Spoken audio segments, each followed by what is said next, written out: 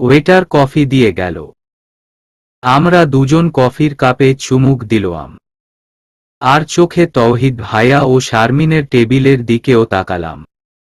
তৌহিদ ভাইয়া একা একা বকবক করছে, শারমিন চুপচাপ তা সহ্য করছে। হঠাৎ নীরবতা ভেঙে এনাজ বলল, একটা সাইকোলজি জানো?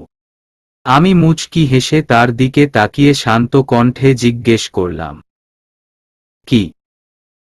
যে ভালোবাসাটা হুট করে একদম সীমা ছাড়া হয়ে যায় তা বেশি দিন থাকে না।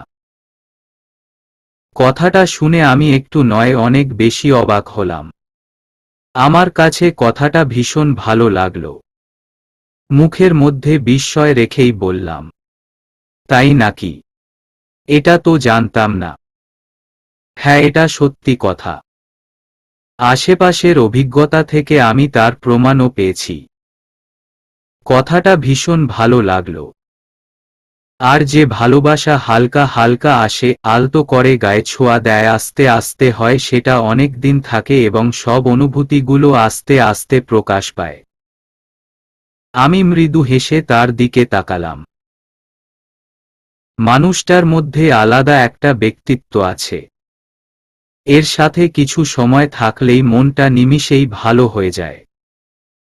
তার দিকে ভালো করে লক্ষ্য করলাম। আজকে এনাজের পরনে গেরুয়া রঙের টি শার্টের সাথে অফ হোয়াইট রঙের প্যান্ট, পায়ে বেল্ট জুতা, হাতে একটা ঘড়ি, চুলগুলো এলোমেলো। এতেই আমি ফিদা। আর কি লাগে? মেয়েরা কোরিয়ান ছেলেদের জন্য পাগল হয়ে যায়, কিন্তু আমার তো এই বাঙালি শ্যাম বর্ণের ছেলেগুলোকে বেশি ভালো লাগে। তাদের গায়ের রং ফর্সা না হলেও চেহারায় থাকে আলাদা একটা সৌন্দর্য, আর দাড়িতে এদের সৌন্দর্য যেন আরো বহুগুণ বাড়িয়ে দেয়। তবে এই ছেলে চুলগুলো সবসময় কেন যে এলোমেলো রাখে তাই আমি বুঝতে পারি না। মনে মনে ভাবলাম আজ এই প্রশ্নটা করবই, কিন্তু কিভাবে শুরু করব? সে কি না কি ভাবে আমায়। কিছু সময় ইতস্তত করে এদিকে সেদিকে তাকালাম। তারপর কিছুটা দম নিয়ে বললাম, আপনাকে একটা কথা জিজ্ঞেস করার ছিল। বলো। এর জন্য এত ইতস্তত হওয়ার মতো কিছু হয়নি। বলতে পারো, আমি কিছু মনে করব না। আসলে তুমি নিশ্চয়ই আমার চুলের কথা জিজ্ঞেস করবে। এগুলো সবসময় এলোমেলো থাকে কেন?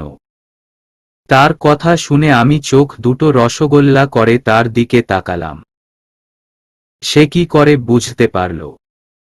আমি মুখে অবাকের চিহ্ন রেখে জিজ্ঞেস করলাম, আপনি কি করে বুঝলেন? এনাজ নিচের দিকে তাকিয়ে মুচকি হাসল। সামনের চুলগুলোকে পেছনের দিকে আঙুল বুলিয়ে এক চোখ মেরে বলল, সিক্রেট। কোনো সিক্রেট না। আপনি কি করে বুঝতে পেরেছেন তাই বলেন, নয়তো এই গেলাম আমি। চেয়ার থেকে উঠতে নিলেই সে আমার এক হাত ধরে আটকিয়ে ব্যস্ত ভঙ্গিতে বলল, আরে না না, কোথায় যেও না। বসো বসো বলছি। ব্লকমেইল ভালোই পারো টিডি পোকা। আপনি কি বলবেন? তুমি বারবার আমার চুলের দিকে তাকাচ্ছিলে, তাই বুঝতে পেরেছি। ওহ আচ্ছা। আর আমাকে সিক্রেট বলে বোকা বানানো হচ্ছিল। দাঁত বের না করে এখন উত্তর দিন। তারও আমার হাতের দিকে তাকিয়ে বললাম, আমার হাত ছাড়ুন। ওফ সরি। এবার বলুন, চুলগুলো সবসময় এমন এলেমেলো থাকে কেন? আগোছালো জীবনে যখন গোছালো মানুষটা পার্মানেন্টলি আমার হবে, তখন তার ছোঁয়ায় আমিও গোছালো হব, সাথে আমার চুলগুলো ঠিক হবে। তার কথা বলার ভঙ্গি দেখে আমি মিটমিট করে হেসে ভ্রু নাচিয়ে জিজ্ঞেস করলাম, তা আছে নাকি এমন কেউ? থাকলে বলেন, সব ব্যবস্থা করে দেই। অনেক দিন ধরে বিয়ে খাওয়া হয় না। আপনার বিয়েতে কবজি ডুবিয়ে খাবো। সিরিয়াসলি তুমি সব ব্যবস্থা করে দিবে? হ্যাঁ, তাতে এত অবাক হওয়ার কি আছে? ভেবেচিন্তে বলছো তো? জি মহাশয়। আচ্ছা, কথাটা মাথায় রেখো। পরে আবার পল্টি মারবে না তো? আমি ভাব নিয়ে বললাম, নোভা পল্টি মারার মতো মেয়ে না। কথাটা মনের মধ্যে খোদাই করে লিখে রাখলাম। ভবিষ্যতে কাজে লাগবে। এখন বলেন কেউ আছে কিনা? হ্যাঁ, আছে তো। রিয়েলি? তাকে আমি অনেক অনেক ভালোবাসি। ভাবছি চাকরিটা হলে তার পরিবারের কাছে দ্রুত প্রস্তাব দিয়ে তাকে ঘরে তোলার ব্যবস্থা করব। তার কথা শুনে এক নিমিষেই মনটা খারাপ হয়ে গেল। মনের আকাশে তাকে নিয়ে যতটুকু ভালো লাগা ছেয়ে গিয়েছিল তা ধীরে ধীরে বিষাক্ত রূপ ধারণ করছে। এত খারাপ লাগার তো কথা নয়। সে দেখতে শুনতে সব দিক দিয়ে মাশাআল্লাহ। তার ভালোবাসার মানুষ থাকতেই পারে, স্বাভাবিক। তাই বলে আমার কেন খারাপ লাগবে? আচ্ছা, তাকে ভালো লাগাটা কি ভালোবাসায় পরিণত হয়নি তো? আমি তো তার হাবভাব, কেয়ার, আমার প্রতি খেয়াল দেখে ধরেই নিয়েছিলাম সে আমাকে পছন্দ করে। এখন মনে হচ্ছে একটু নয় অনেক বেশি ভেবে ফেলেছি আমি। ভালোই হয়েছে এখন সব জেনে নিয়েছি, নয়তো দ্বিতীয়বার আবার কষ্ট পেতে হতো। আমাকে চুপ করে থাকতে দেখে এনাজ মুখের সামনে তুড়ি বাজিয়ে বলল, এই যে ম্যাডাম, কোথায় হারিয়ে গেলেন? ভেতরটা আমার পুড়ে যাচ্ছে, তাও মুখে মিথ্যে হাসি ঝুলিয়ে রেখে জিজ্ঞেস করলাম, কই, কোথাও না তো। তা আপনার ভালোবাসার মানুষটাকে তা কি জানতে পারি? এখন বলবো না। তাকে জানিয়ে নেই, তারপর বলবো। মনে করো এটা সত্যিই একটা সিক্রেট। চলুন উঠি, আরেকটু সময় থাকি। না, আমার ভালো লাগছে না। আমার ভালো লাগছে না শুনে উনি ব্যস্ত হয়ে গেলেন। দ্রুত উঠে আমার সামনে এসে জিজ্ঞেস করল, কি হয়েছে তোমার? তুমি ঠিক আছো তো? শরীর খারাপ লাগছে। ব্যস্ত হবেন না। আমার এমনি ভালো লাগছে না। আমি বাসায় চলে যাব। আমি পৌঁছে দেই। না, আমি চলে যেতে পারবো। আমি দ্রুত পায়ে শারমিনদের টেবিলের সামনে এসে শারমিনকে উদ্দেশ্য করে বললাম, তন্নিকে বলে দিস আমি বাসায় চলে গেছি। ও যেন একাই চলে আসে। আমার ভালো লাগছে না। কোনোরকম সেখান থেকে রাস্তায় চলে এলাম। আমার এরকম তারা দেখে শারমিন পেছনে থেকে ডাকল, কিন্তু আমি কারো সাথে কথা না বলে রিকশা নিয়ে বাসায় চলে এলাম। রুমে এসে ধপ করে বেডে বসে পড়লাম। না চাইতেও চোখ দিয়ে পানি পড়তে লাগল। আমি সবসময় একটু বেশি ভেবে ফেলি, যার জন্য পড়ে কাঁদতে হয়। পরের দিন। কেসে পুছো এসা কিউ। পরীক্ষার প্রশ্ন হাতে নিয়ে গান গাইছি। কিচ্ছু পারি না। গতকালের ঘটনার দরুন রাতে বই নিয়ে বসলেও পড়া হয়নি। মাঝে অসুস্থ ছিলাম। ঠিকমতো ক্লাস হয়নি। বই নিয়ে বসাও হয়নি। সব মিলিয়ে আজ একটা বিচ্ছিরি অবস্থা। 6 সাবজেক্টের আধা ঘন্টা করে 3 ঘন্টা পরীক্ষা। প্রতিটা বিষয়ের জন্য নির্ধারিত সময় হলো আধা ঘন্টা। আধা ঘন্টায় 20 মার্কের পরীক্ষা। একটা সৃজনশীল প্রশ্ন আর 10টা নৈবিত্তিক। আমাদের কলেজের টিউটোরিয়াল পরীক্ষাগুলো এভাবেই নেওয়া হয়। প্রতিটা প্রশ্ন উল্টেপাল্টে দেখছি আর কলমের খাপ কামড়াচ্ছি। আমার তো মনে হচ্ছে একটাও পাস নাম্বার উঠাতে পারবো না। পাস নাম্বার না উঠালে তো তাং ভাইয়া কান ধরে উঠবস করাবে। আমি ফেল করলে যে কিভাবে ভাইয়ার কানে চলে যায় কে জানে। একদিন শুধু বলেছিলে কলেজে আমার পেছনে ও লোক লাগিয়ে রেখেছে, কিন্তু আজ অবধি তাদের দর্শন পেলাম না। মনের দুঃখে তাই গান গাইতে লাগলাম। রসিক আমার মন বাঁধিয়া পিঞ্জর বানাইছে। আরেকবার গান শুরু করতে না করতেই স্যার হুঙ্কার দিয়ে বললেন, এই গান গায় কে রে? পরীক্ষা দিতে আসছো নাকি গান গাইতে? এত গান গাইতে মন চাইলে খাতা জমা দিয়ে বাইরে গিয়ে গান গাও। আমি মুখে হাত দিয়ে চুপ করে রইলাম। এবার গানের সুরটা একটু জোরেই টেনে ফেলেছিলাম, যার দরুন স্যার শুনে নিয়েছে। আমি অসহায় চোখে একবার শারমিনের দিকে তাকাতেই দেখলাম ও আমার দিকে আগের থেকে তাকিয়ে আছে। দুজন দুজনের দিকে তাকিয়ে হেসে উঠলাম। শারমিনেরও আমার মতো অবস্থা। আমাদের হাসির শব্দ কি করে যে স্যারের কানে গেল কে জানে।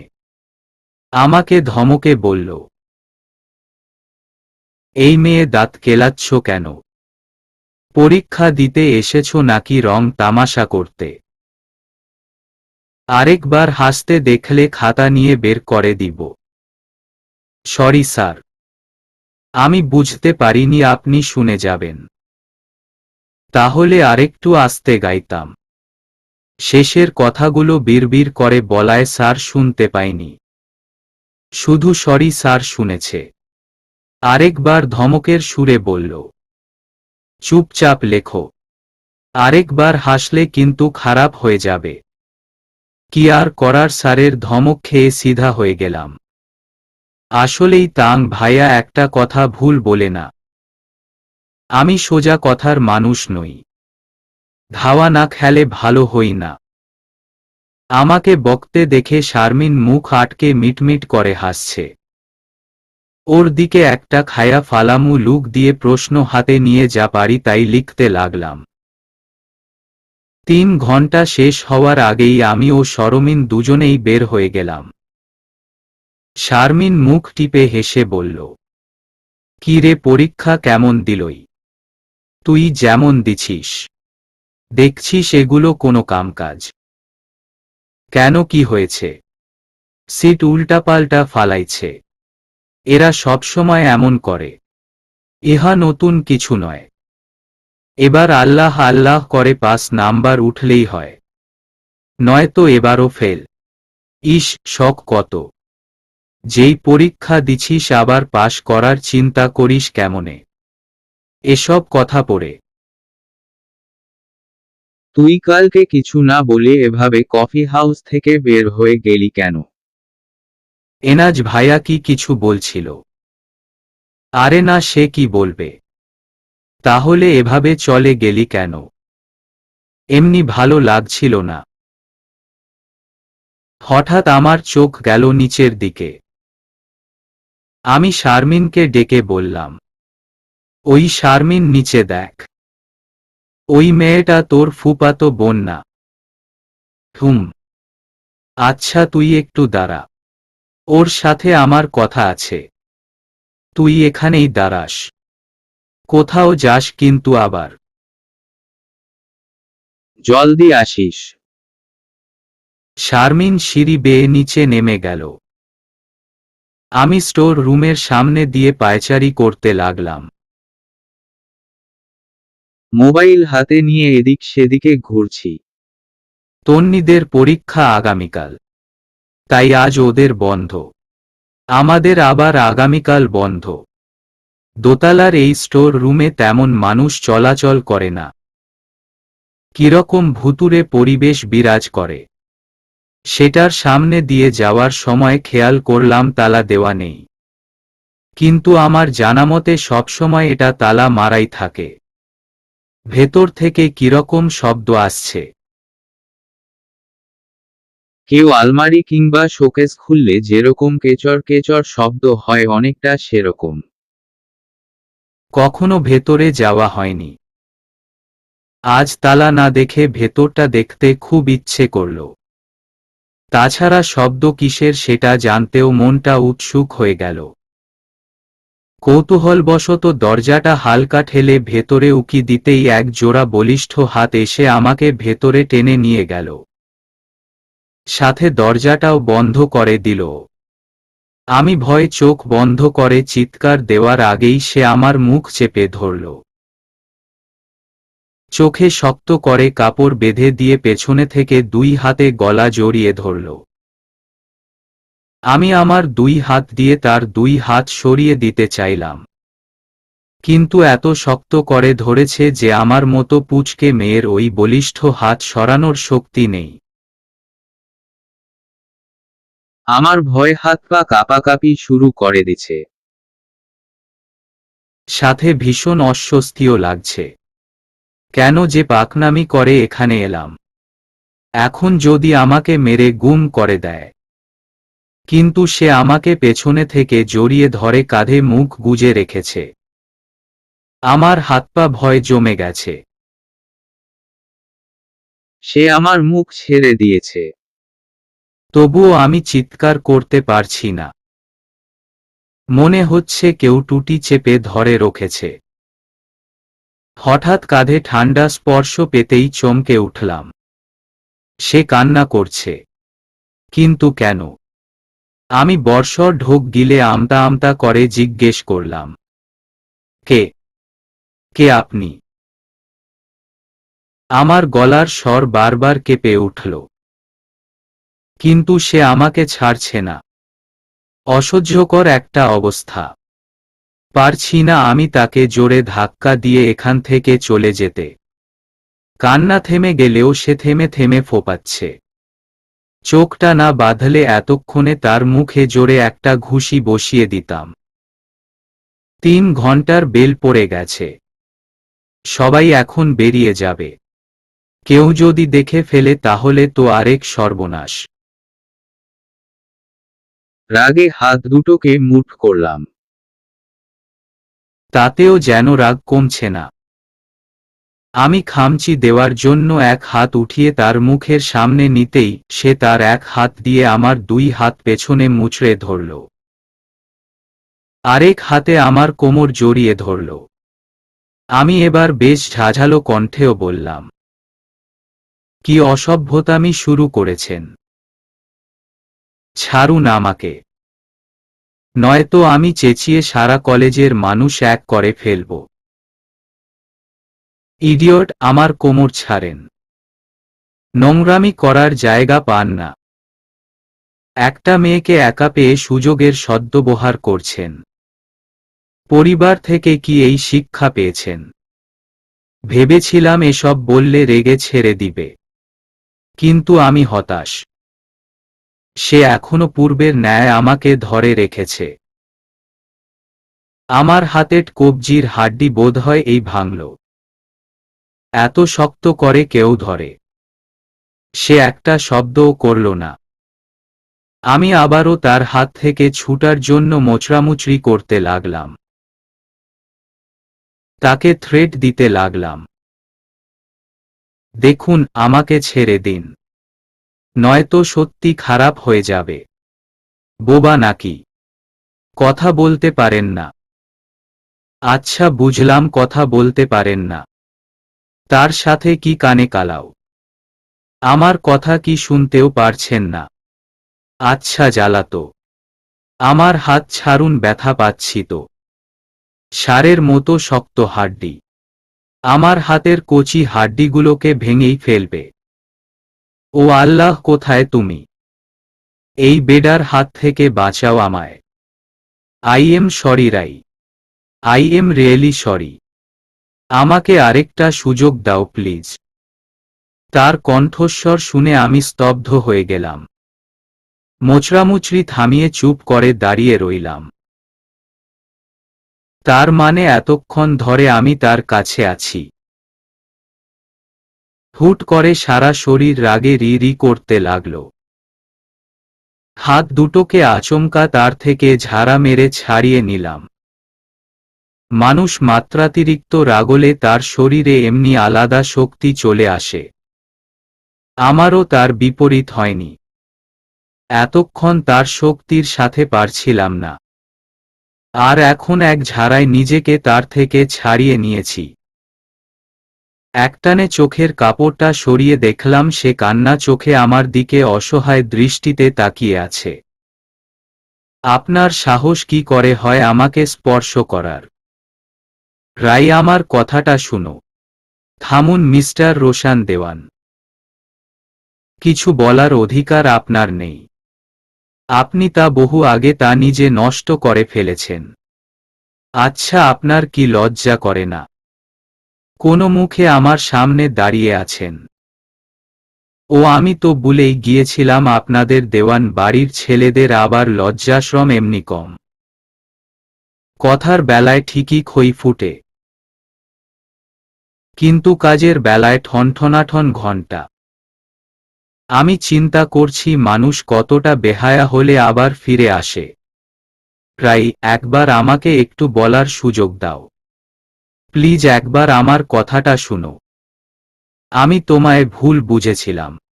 আমি রোশানের পুরো কথা শেষ হওয়ার আগেই আমি তাকে হাত দিয়ে থামিয়ে বললাম, ব্যাস, অনেক বলেছেন। আর কিছু শুনতে চাই না আমি। সরল মনে অনেক বেশি ভালোবেসেছিলাম তো তাই তার ফল উপহার দিয়েছেন। তা যে মেয়েকে মিথ্যা অপবাদ দিয়ে বেঁচে থাকার ইচ্ছেটাকে মেরে দিয়েছিলেন তার সামনে দাঁড়ানোর মতো মুখ আপনার কিভাবে হলো? আপনি না সেদিন খুব বড় মুখে বলেছিলেন আমাকে আপনার মুখ দেখাবেন না। আমিও যেন আমার মুখ আপনাকে না দেখাই। তারপরেও বেহায়ার মতো আপনাকে বুঝানোর জন্য কতবার গিয়েছি, কিন্তু অপমান ধিক্কার ছাড়া আর কিছুই পাইনি। তা আপনি নিজের ওই চেহারাটা দেখাতে কোনো সম্মান নিয়ে এসেছেন। আমি তোমাকে এখনো ভালোবাসি রাই। ওই তোর ভালোবাসার নিকুচি করি। কিছুটা থেমে, ভালোবাসা শব্দটা না আপনার মতো মানুষের মুখে মানায় না। তাই ওই শব্দ উচ্চারণ করে তাকে কলুষিত করেন না। আর হ্যাঁ, আমাকে রাই বলে ডাকবেন না। রাই বলার কোনো অধিকার আপনার নেই। আমার পিছু নেওয়া ছেড়ে দিন, নয়তো আমি অ্যাকশন নিতে বাধ্য হব। আপনাদের হাত থেকে বাঁচার জন্য আমি এখানে এসেছি।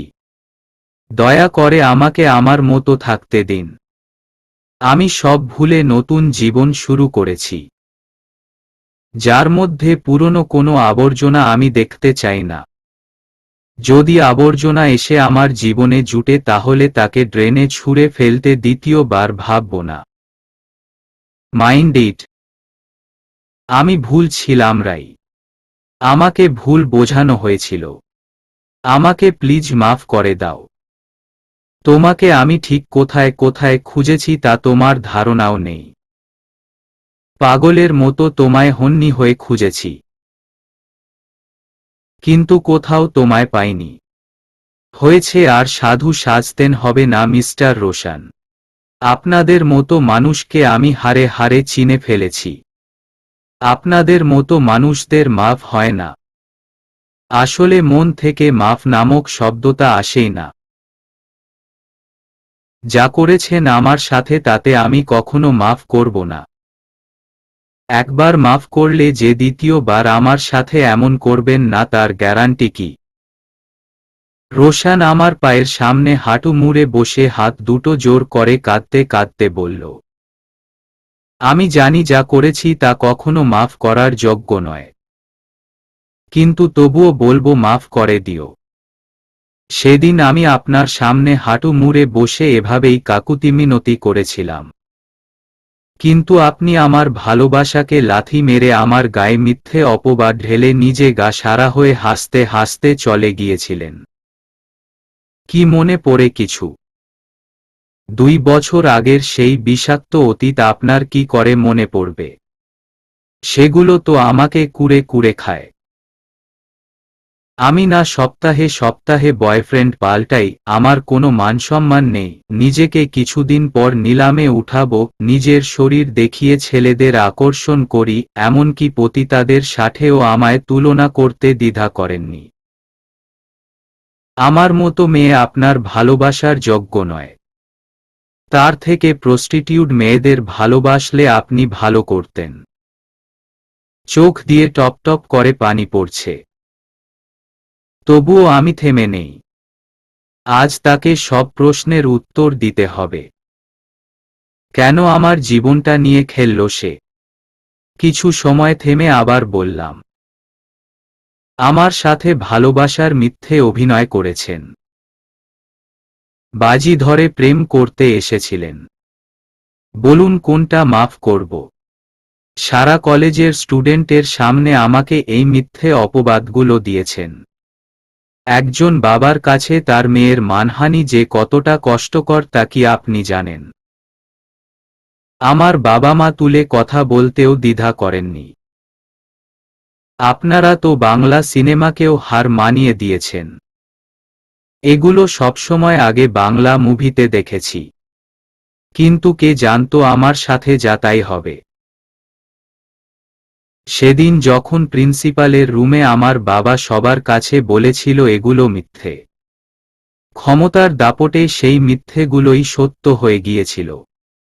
আমার বাবা শুধুমাত্র আপনার কারণে আমার সাথে 6 মাস কথা বলেনি।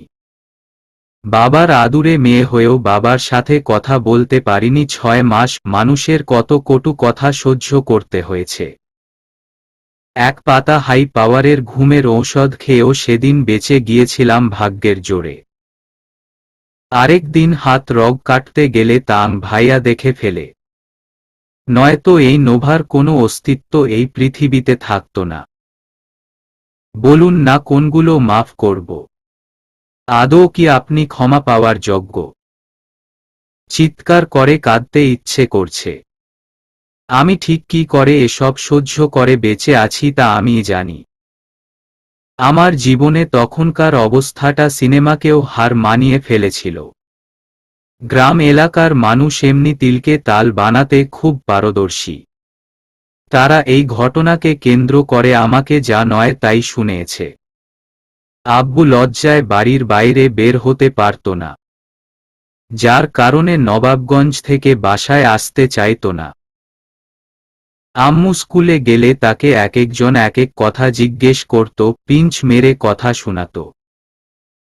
আমি তো নিজেকে 4 দেয়ালে বন্দি করে ফেলেছিলাম, কিন্তু পরবর্তীতে প্রমাণ হয় এসব মিথ্যে ছিল। সবাই চুপ হয়ে যায়।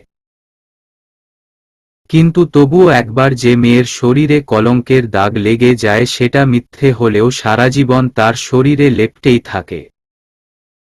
তবে আলহামদুলিল্লাহ, আমি সব বাধা জয় করে নতুন করে বাঁচতে শিখেছি। গ্রামের মানুষ হয়তো সেসব কথা ভুলতেও বসেছে, তবে আবার যে খোঁচা মেরে উঠাবে না তার বিশ্বাস নেই। এই পুরো ব্যাপারটায় আমায় মানসিক সাপোর্ট দিয়েছে তাং ভাইয়া, আম্মু, খালামণি এবং আব্বু। এসব কারণে পড়াশোনা করতে পারিনি। ভাইয়ার অনুপ্রেরণায় পরীক্ষা দিলাম। ততটা ভালো রেজাল্ট না করলেও খারাপ করিনি। তারপর আমাকে তাদের কাছে নিয়ে এলো, কলেজে ভর্তি করে দিল। তারপর থেকে সব ভুলে আবার প্রাণোচ্ছল হওয়া শুরু করলাম।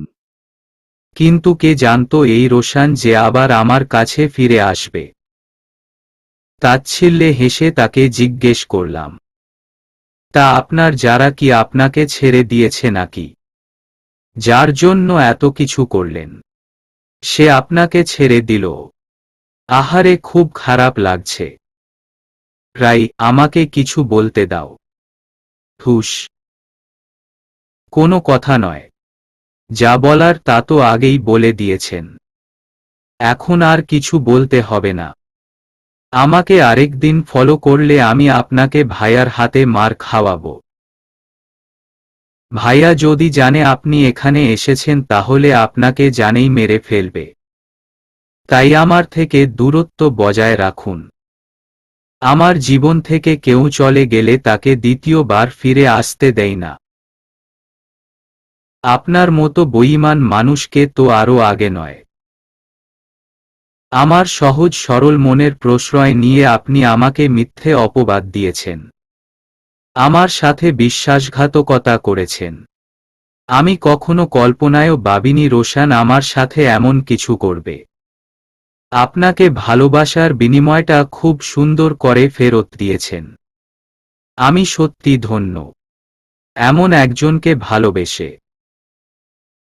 And now your love is my food. Okay bye. কথাগুলো বলে ঝড়ের গতিতে দরজা খুলে বাইরে বেরিয়ে গেলাম। এক নজরও পেছনে তাকালাম না। বাইরে আসতে দেখি শারমিন আমাকে খুঁজছে। চোখের পানিগুলো মুছে স্বাভাবিক ভঙ্গিতে মুখে মিথ্যে হাসি ঝুলিয়ে শারমিনের সামনে দাঁড়ালাম। শারমিন চেঁচিয়ে বলে উঠল, ওই ছেমরি কই ছিলি তুই? তোকে খুঁজতে খুঁজতে আমি পাগল হয়ে যেতাম। একটু পর তো মাইকে অ্যানাউন্সমেন্ট করতে হতো। এই তো এদিকে ছিলাম। কোন দিকে? আরে ভাই এদিকেই রে। হয়েছে অনেক বকর বকর করছেন। এবার চলেন। আজকে ঝালমুড়ি খাবো। আচ্ছা চল। দুজনে দ্রুত সিঁড়ি বেয়ে নেমে গেলাম। ঝালমুড়ির দোকান থেকে দুজন দুই ঠোঙ্গা ঝালমুড়ি নিয়ে কথা বলতে বলতে গেইটের বাইরে এলাম। এসে দেখি সেখানে আগের থেকে এনজিও সংস্থা দাঁড়িয়ে আছে।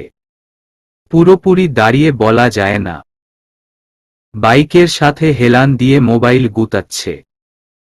চোখে একটা সানগ্লাস, শার্টের হাতা দুটো ফোল্ড করা, তার বিখ্যাত আগোছালো স্টাইলের চুল। একদম আমার পছন্দের বাঙালি স্টাইল। আমি দেখেও না দেখার ভান করে সামনে এগিয়ে গেলাম। শারমিন আমাকে খোঁচা মেরে বলল, এইটা এনাজ ভাইয়া ছিল না? হুম তো। কথা বললি না যে? উনাকে দেখলেই কথা বলতে হবে। এই তোর কি হয়েছে রে? কখন থেকে তেরা তেরা উত্তর দিচ্ছিস? যাক বাবা, আমি আবার কি করলাম? তোর হাবভাব ভালো ঠেকেছে না। আমি আজ অনেক খুশি জানিস? কেন? আজকে একজনকে ইচ্ছেমতো কথা শুনিয়ে দিয়েছি। তার কোনো কথা শুনিনি, যার জন্য মনে মনে একটা পৈশাচিক আনন্দ হচ্ছে। আমার জীবনটা এলোমেলো করে দিয়েছিল,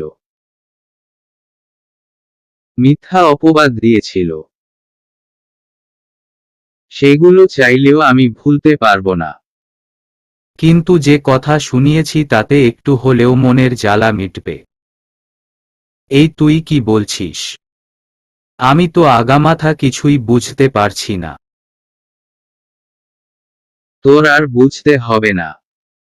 মাথা মোটা মেয়ে। ওই দেখ রিকশা আসছে। জিজ্ঞেস কর যাবে কিনা। শারমিনকে রিকশায় উঠিয়ে আমি রিকশার জন্য অপেক্ষা করতে লাগলাম। হাতের ঝালমুড়ি শেষের পথে। এই দুপুর বেলা একটাই সমস্যা। শারমিনের বাসার দিকের রিকশা পাওয়া গেলেও আমাদের বাসার দিকের রিকশা পাওয়া যায় না।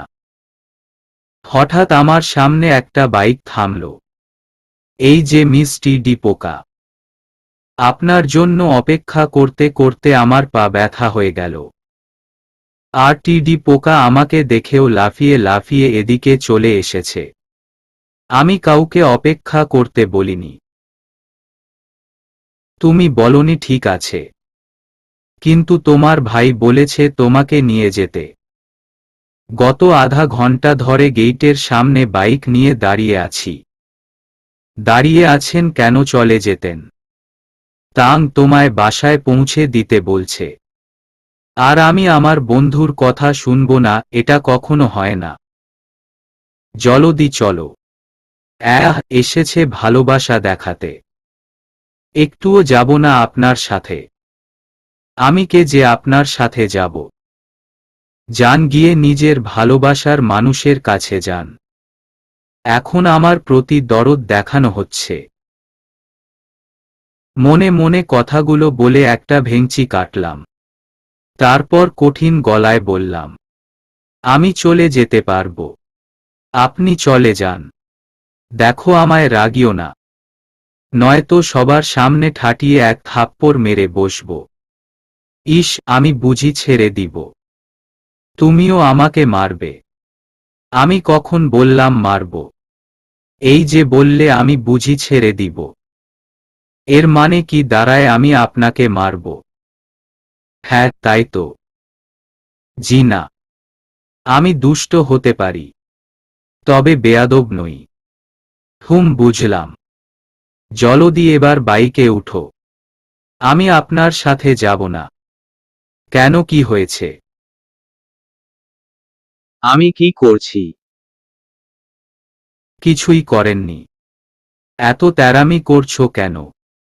কই না তো। আচ্ছা চলো, তোমায় আইসক্রিম খাওয়াবো।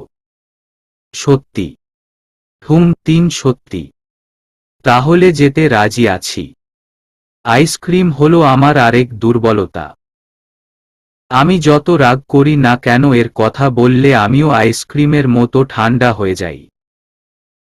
আইসক্রিমের লোভে দ্রুত এনাজের বাইকে উঠে বসলাম।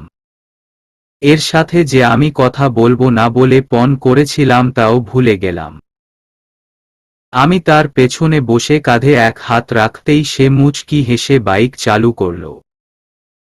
ইফাত্রে, তোরে আজকে নুন তেল মরিচ ছাড়া ভর্তা বানামু। সকালবেলা ঘুম থেকে উঠেই দিলাম বিশাল বড় এক চিৎকার। নেংটি ইঁদুরটা একটু আগে আমার কপালে চুমু খেয়ে পালিয়েছে। আমার চিৎকারের আগেই নেংটি তার লেজ গুটিয়ে পালিয়েছে। আমার চিৎকারে খালামণি ছুটে এসে জিজ্ঞেস করল, এই নোভা, কি হয়েছে? কি হয়নি তাই বলো। দেখ তো মেয়ের কাণ্ড, আমি একটা কথা জিজ্ঞেস করলাম ও তার উত্তর না দিয়ে উল্টো আমাকে প্রশ্ন করে। ওই বিচ্ছু আমার রুমে ঢুকলো কি করে? কার কথা বলছিস তুই? ওই ইফাত পুচকে। কেন, কি করেছে? কি করে বলি তোমায়? আমাকে বলতে কি সমস্যা? কিছু না, যাও। এখন শান্তিতে একটু ঘুমাতেও পারবো না। তুই কপাল ডলছিস কেন? আমার এই কপালটা যে অনেক ভালো, তাই খুশিতে ডলতেছি। একটু পর থাপড়াইয়া ফাটামু এই ভালো কপালটারে। না বাবা, এই মেয়ের আবার কি হলো? কপাল ডলতে ডলতে ওয়াশরুমে চলে গেলাম। ইচ্ছে মতো ফেসওয়াশ দিয়ে ডলে মুখ ধুয়ে বাইরে এলাম। ওই পুচকেটা আজ ঘুমের মধ্যে আমার কপালে চুমু খেয়েছে। কপালে ছোট ঠোঁটের পরশ পেতেই ধরফর করে উঠলাম। দেখি বিচ্ছুটা দৌড়ে রুম থেকে বের হয়ে গেল। প্রথমে মাথায় কিছু খেলেনি। যখন পুরো ব্যাপারটা ক্লিয়ার হলো তখন গগনবিদারী এক চিৎকার দিলাম।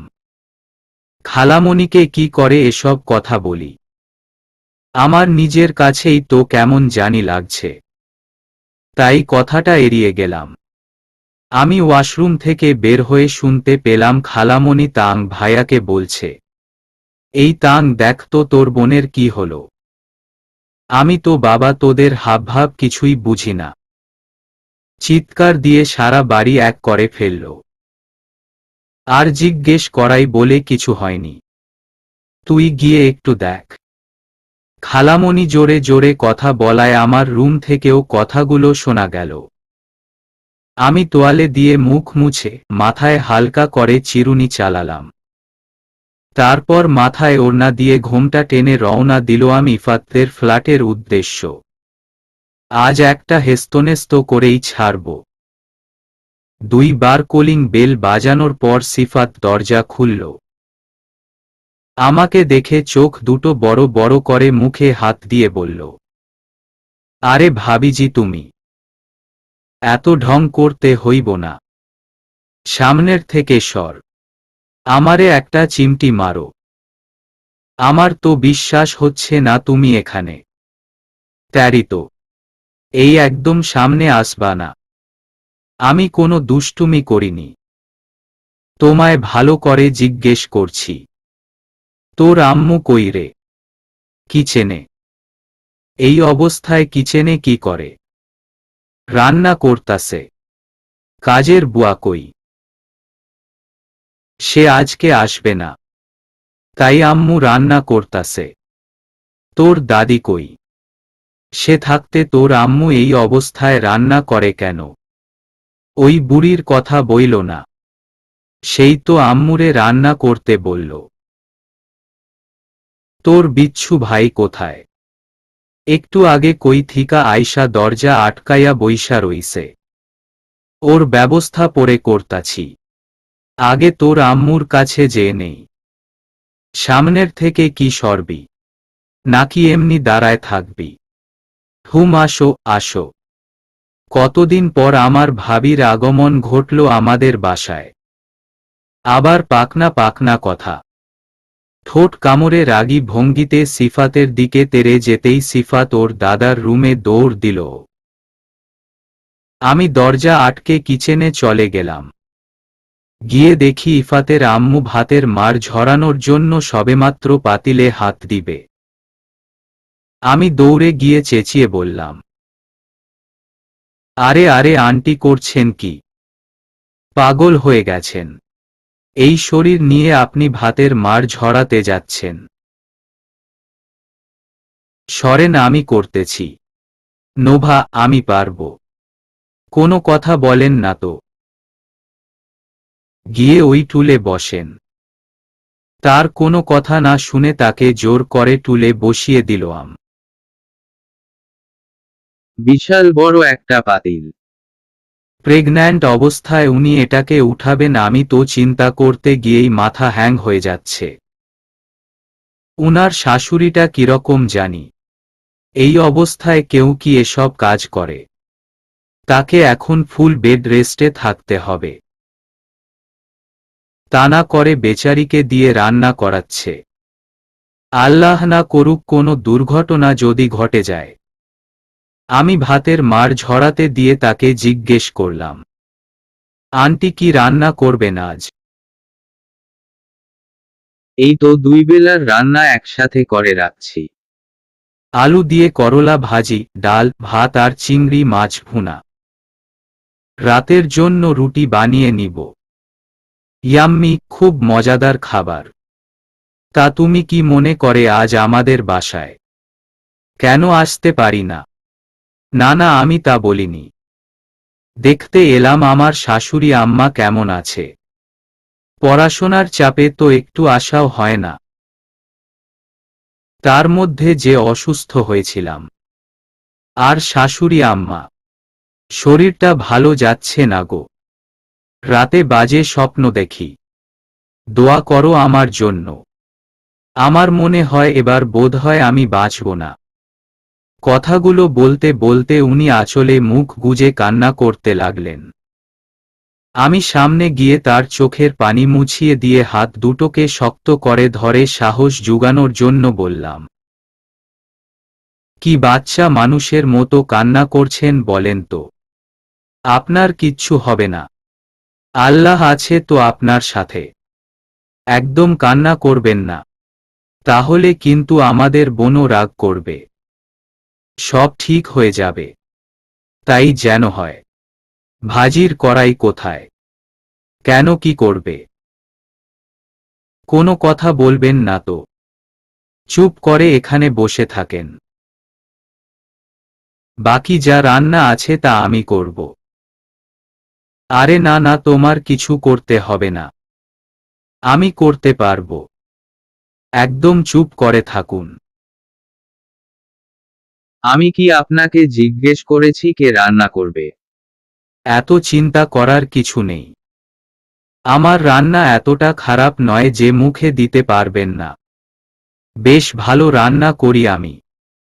শুধু পোলাও, বিরিয়ানি ছাড়া বাকি সবকিছু পারি। বাহ, বউ তো কাজের আছে। হুম, দেখতে হবে। কড়াই ওই মিটসেফের কোনায়। কড়াই নিয়ে চুলায় বসিয়ে দিলাম। এক সাইডে ভাজি বসিয়ে দিয়ে আরেক চুলোয় ডাল ঘুটনি দিয়ে ডাল ঘুটে দিলাম। আন্টি ছলছল চোখে আমার দিকে তাকিয়ে আছে। তবে তার মুখে ছিল তৃপ্তির হাসি। ডাল বাগার দিয়ে নামিয়ে নিলাম। আন্টিকে জিজ্ঞেস করে হলুদ মরিচের পরিমাণ করে চিংড়ি মাছের জন্য মশলা কষাতে লাগলাম। মাঝে মাঝে ভাজি নেড়ে দিচ্ছি, যাতে নিচে পোড়া না লেগে যায়। মশলা কষানো শেষ হতেই মাছগুলো দিয়ে আরেকটু কষিয়ে নিলাম। এক হাতে খুন্তি নাড়তে নাড়তে আন্টিকে বললাম, চিংড়ি মাছ ভুনা আমার বেস্ট ফ্রেন্ড সাদ্দামের অনেক পছন্দ। ওকে যদি বলি আজ চিংড়ি মাছ ভুনা করব তাহলেই ও বলবে আমার জন্য পাঠিয়ে দিস। ডিম ভাজা, চিংড়ি মাছ ভুনা, মিষ্টি ওর ভীষণ পছন্দ। এগুলো থাকলে আমার মনে হয় না আর কিছু লাগবে। ইফাত সিফাত দুজনেই পছন্দ করে। তুমি পছন্দ করো না। পছন্দ করলেও লাভ নেই, আমার অ্যালার্জি। এগুলো খেয়েও শান্তি নেই। চোখ চুলকাতে চুলকাতে সাদা অংশ ফুলে যায়। এই কষ্টে খেতেও ইচ্ছে হয় না। তুমি হঠাৎ করে কেন এলে তা তো বললে না। ইফাতের নামে বিচার দিতে এসেছিলাম। ছেলেটা ভীষণ দুষ্ট হয়ে গেছে। গতকাল রাতে তোমার চাচু মানে ইফাতের আব্বু ইফাতকে অনেক মেরেছে। সে কি? কেন? পড়াশোনা ঠিকমতো করে না আর মাথা খেয়ে ফেলছে তোমাকে বিয়ে করবে বলে। ওর একটাই কথা, নোভার সাথে আমাকে বিয়ে না দিল আমি কোনো কিছু করব না। ওরে বাটপার! জল এত দূর গড়িয়েছে। ছেলে তো এখন তুমি বলতে পাগল। এখন বলো আমার ছেলেকে কি তাবিজ করেছ? ওকে তাবিজ কি করব আমি? আর মানুষ পান না খুঁজে। ওর জ্বালায় তো আমি অতিষ্ঠ। ও যা শুরু করছে আন্টি, তা সহ্য করার মতো নয়। ছেলে দুটো যে এত দুষ্ট কি করে হলো আল্লাহ মালুম। আমার শরীর ভালো নেই, ওদের দিকে ভালো করে নজরই দিতে পারি না। সেই সুযোগে আরো বিটকেল হচ্ছে। ধুর, টেনশন করেন না তো। এই অবস্থায় অতিরিক্ত টেনশন একদম করবেন না, এতে শরীর খারাপ হবে। রাতে আমি রুটি বানিয়ে দিয়ে যাব, আপনার কিছু করতে হবে না। তা আপনাদের বাসার বুয়ার কি হয়েছে? এই বুয়া যে কি জ্বালাচ্ছে মা, তা আর কি বলবো। ইফাত বড় থাকলে এখন তোমাকেই ঘরের বউ করে নিয়ে আসতাম, তাতে আমিও একটু স্বস্তি পেতাম। আমার ছেলের পাগলামিও কমতো। তার কথা শুনে আমি মুচকি হাসলাম। মাছের তরকারিতে পরিমাণ মতো গরম পানি ঢেলে ঢাকনা দিয়ে ঢেকে সেটাকে মাঝারি আঁচে রেখে দিলাম। যেই কাজে এসেছিলাম তা আর হলো না। তবে একজনের মুখে হাসি ফুটাতে পেরেছি, তাও বা কম কিসের। তার কাজে সাহায্য করতে পেরে এখন নিজেরই ভালো লাগছে। কোনো ভালো কাজ করলে আপনি নিজের মনের মধ্যে অন্য রকম একটা ভালো লাগার অনুভূতি খুঁজে পাবেন, যা অন্য কিছুতে নেই। রাতে ইফাতের আম্মুকে রাতের জন্য রুটি বানিয়ে দিয়ে বাসায় ঢুকলাম। সারাদিনে ইফাত ভুলেও আমার সামনে আসেনি। আস্তে করে সদর দরজা দিয়ে ভেতরে ঢুকে পা টিপে টিপে রুমের দিকে যেতেই কিচেন থেকে ঠুকঠুক শব্দ কানে এলো। খালামণির প্রেসার উঠেছে, তাই সে খাবার ঔষধ খেয়ে শুয়ে আছে। তন্নি পরীক্ষা দিয়ে আসার পর থেকে মাথা ব্যথায় ভুগছে, তাই রুম অন্ধকার করে ঘুমিয়ে গেছে। দুজনের একজনের ওঠার কোনো চান্স নেই। তাং ভাইয়া বাসায় নেই। আমি দরজা বাইরে দিয়ে আটকে রেখে গিয়েছিলাম, কিন্তু আসার সময় দরজা আবজানো ছিল। তাহলে কি ফ্ল্যাটে চোর ঢুকলো নাকি? টি টেবিল থেকে মাটির ফুলদানিটা নিয়ে ধীর পায়ে কিচেনে উকি দিলাম। তারপর যা দেখলাম তাতে আমি হাসতে হাসতে শেষ। তাং ভাইয়া রুটি বেলছে। সারা শরীর ওর আটায় মাখামাখি। রুটি যে এক একটা কোনো দেশি মানচিত্র হচ্ছে তা একমাত্র ও জানে। আমার হাসির শব্দ শুনে তাং ভাইয়া একটা রাগী লুক নিয়ে আমার দিকে তাকিয়ে বলল, হাসিস না, তোর থেকে ভালো বানাচ্ছি। তা তো দেখতেই পাচ্ছি। ক্ষুধা লাগছে। ঘরে কোনো কিছু নেই। বাইরে থেকে খেয়ে আসতে মন চাইল না। তাই রুটি বানাতে বসলাম। কিন্তু দেখ এগুলো কি হচ্ছে। এক এক দেশের মানচিত্র। মুখ টিপে হাসা হচ্ছে। এখনই তো তোকে ফুলদানি দিয়ে মাথা ফাটাতাম। আমি ভাবলাম কিচেনে বোধহয় চোর ঢুকেছে। ক্ষুধা লাগছে কথা বলিস না। রাগ উঠে যাবে। ভাইয়া কোনো দেশের মানচিত্র আঁকছিস? একটু লিখে দিল ভালো হতো না? মজা নিস না। আরে আস্তে ধর, রুটি ব্যথা পাচ্ছে তো। ভাইয়া চোখ পাকিয়ে আমার দিকে তাকালো। আমি হো হো করে হাসতে লাগলাম। তাওয়ার ওপর এত যত্ন সহকারে আলতো হাতে রুটি সেঁকতে দিচ্ছে যে আমার মনে হচ্ছে জোরে ধরলে রুটি ব্যথা পাবে। আটার ডো পানি দিয়ে একদম লেকে করে ফেলছে। তার মধ্যে ইচ্ছে মতো আটা দিয়ে আবার মথছে। সেটাকে বেলতে গিয়ে এদিক সেদিকে দিয়ে ছিঁড়ে একটা বাজে অবস্থা করে ফেলছে। রুটির মানিজ্যত কিছু নেই। রুটি যদি কথা বলতে পারত তাহলে বলতো, তাং আমারে ছাড়। আমি আর তোর কাছে অপমানিত হতে চাই না। আমি তো বাকি রুটিদের কাছে আমার মুখ দেখাতে পারবো না। ময়লা সরাতে ফু দিতেই পাশের থেকে শুকনো ঝরে ঝরে আটা এসে ওর মুখে ভরে গেল। আমি তা দেখে হাসতে হাসতে বসে পড়েছি। এই সর তো সামনে থেকে। তোকে দেখে আমার রুটি গোল হতে চাচ্ছে না। তোর রুটি তো ঘুরেই না, গোল হবে কি করে?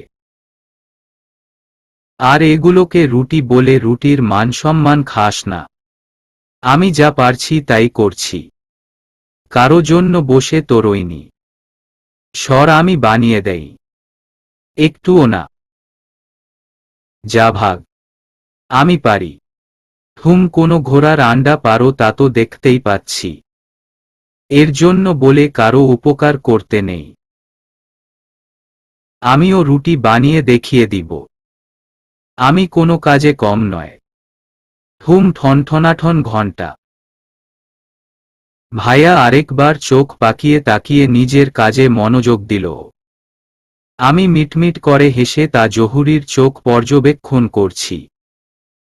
একটা রুটিও ভালো নেই। প্রত্যেকটা পুড়ে ফেলেছে। একদিকে কাঁচা, আরেক দিকে পোড়া। ডিম পোচ করতে গিয়ে উল্টাতে পারে না।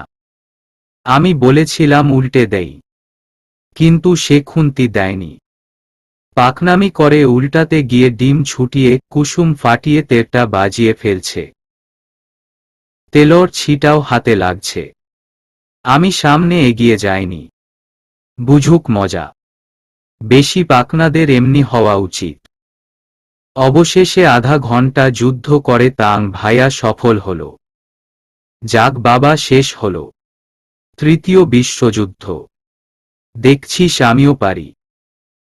দেখলামই তো। এখন এসবের সাথে একটা সেলফি হয়ে যাক। যেই রান্না তার সাথে আবার সেলফি। মুখ বাকাস না। আমি যে বানিয়েছি সেটাই তো বেশি। হ্যাঁ একদম। আমারে উদ্ধার করে ফেলছিস। সাথে রুটি ডিমের মানমর্যাদা খেয়েছিস। ভাইয়া আমার কথায় কান না দিয়ে পকেট থেকে মোবাইল বের করে সেলফি তুলতে লাগল। নিশ্চয়ই একটু পর ফেসবুকে ছাড়বে। আমি দৌড়ে ওর পাশে দাঁড়িয়ে বললাম, ভাইয়া আমাকেও একটু নে। আমিও তুলি সেলফি। যা ভাগ। এমন করিস কেন? তোর রুটি ডিম ভাজা খেতে চেয়েছি। একটা সেলফি তো তুলতে চেয়েছি। আল্লাহ কেমন করে। আমি কোনো কথা না বলে ভাইয়ার পাশে গিয়ে দাঁড়ালাম। ও অনেকটা নিচু হয়ে আছে। আমি ওর কাঁধের ওপর থুতনি রেখে আঙুল দুটোকে ভি আকৃতি করে মোবাইলের দিকে তাকালাম। দেখি ভাইয়া সেলফি টাইম ঠিক করে চোখ দুটো ছোট ছোট করে আমার দিকে তাকিয়ে আছে। হুট করে তার হাতের 2 আঙুল দিয়ে শক্ত করে আমার মুখ চেপে ধরল। তখনই একটা ছবি ক্লিক হয়ে গেল। ফাজিলটায় আমার পোজটাই নষ্ট করে দিল। আমি ভালোবাসি তোর পায়ের রিমঝিম ওই নূপুর, তুই না হয় ভালোবাসলি আমার শিশির ভেজা রোদ্দুর। সকাল হতেই চারিপাশে ব্যস্ততায় ঘিরে যায়। আজ আমার মনের আকাশে একরাশ ঘনকালো আধারে ঢেকে গেছে। সকলের চোখ ফাঁকি দিয়ে এক মগ কফি হাতে নিয়ে ছাদে চলে গেলাম। মগের হাতলের সাথে সবুজ কাগজের ছোট চিরকুটটা এক টুকরো সুতলি দিয়ে বাঁধা ছিল। চোখের পানিগুলো যখন গাল বেয়ে নিচে পড়ছিল তখন চোখ যায় সেদিকে। সেটাকে হাতে নিয়ে দেখতে পাই উপরোক্ত কথাগুলো লেখা ছিল। একবার পায়ের দিকে তাকিয়ে দেখলাম পায়ে নূপুর পরা। গতকাল রাতেই পড়েছিলাম, কিন্তু সে কি করে জানল? চিরকুটটা ভাঁজ করে হাতে রেখে আমি নাক টেনে কফির মগে চুমুক দিলাম। তাং ভাইয়া তার বন্ধুদের নিয়ে মিনিট 20 আগে বের হয়ে গেছে। আমি একটা জিনিস খেয়াল করেছি, যদিন তাং ভাইয়ার সকল ফ্রেন্ড বাসায় আসে সেদিনই আমার রুমে আগে থাকতে এক মগ কফি মজুদ থাকে, সাথে একটা চিরকুট। এই চিরকুট প্রেমিকে শুধু হাতে নাতে ধরাটাই বাকি। সকালের আকাশের দিকে তাকিয়ে রইলাম। আজ হঠাৎ করে অতীতগুলো একে একে চোখের সামনে ভেসে উঠছে। যেদিন প্রথম রোশানের সাথে দেখা হয়েছিল, সেদিন ছিল ঝুম বৃষ্টি। ফ্ল্যাশব্যাক। আমি তখন সদ্য কলেজে ওঠা এক প্রাণবন্ত কিশোরী। ইন্টার ফার্স্ট ইয়ার মানেই হাওয়ায় উড়ন্ত বয়স।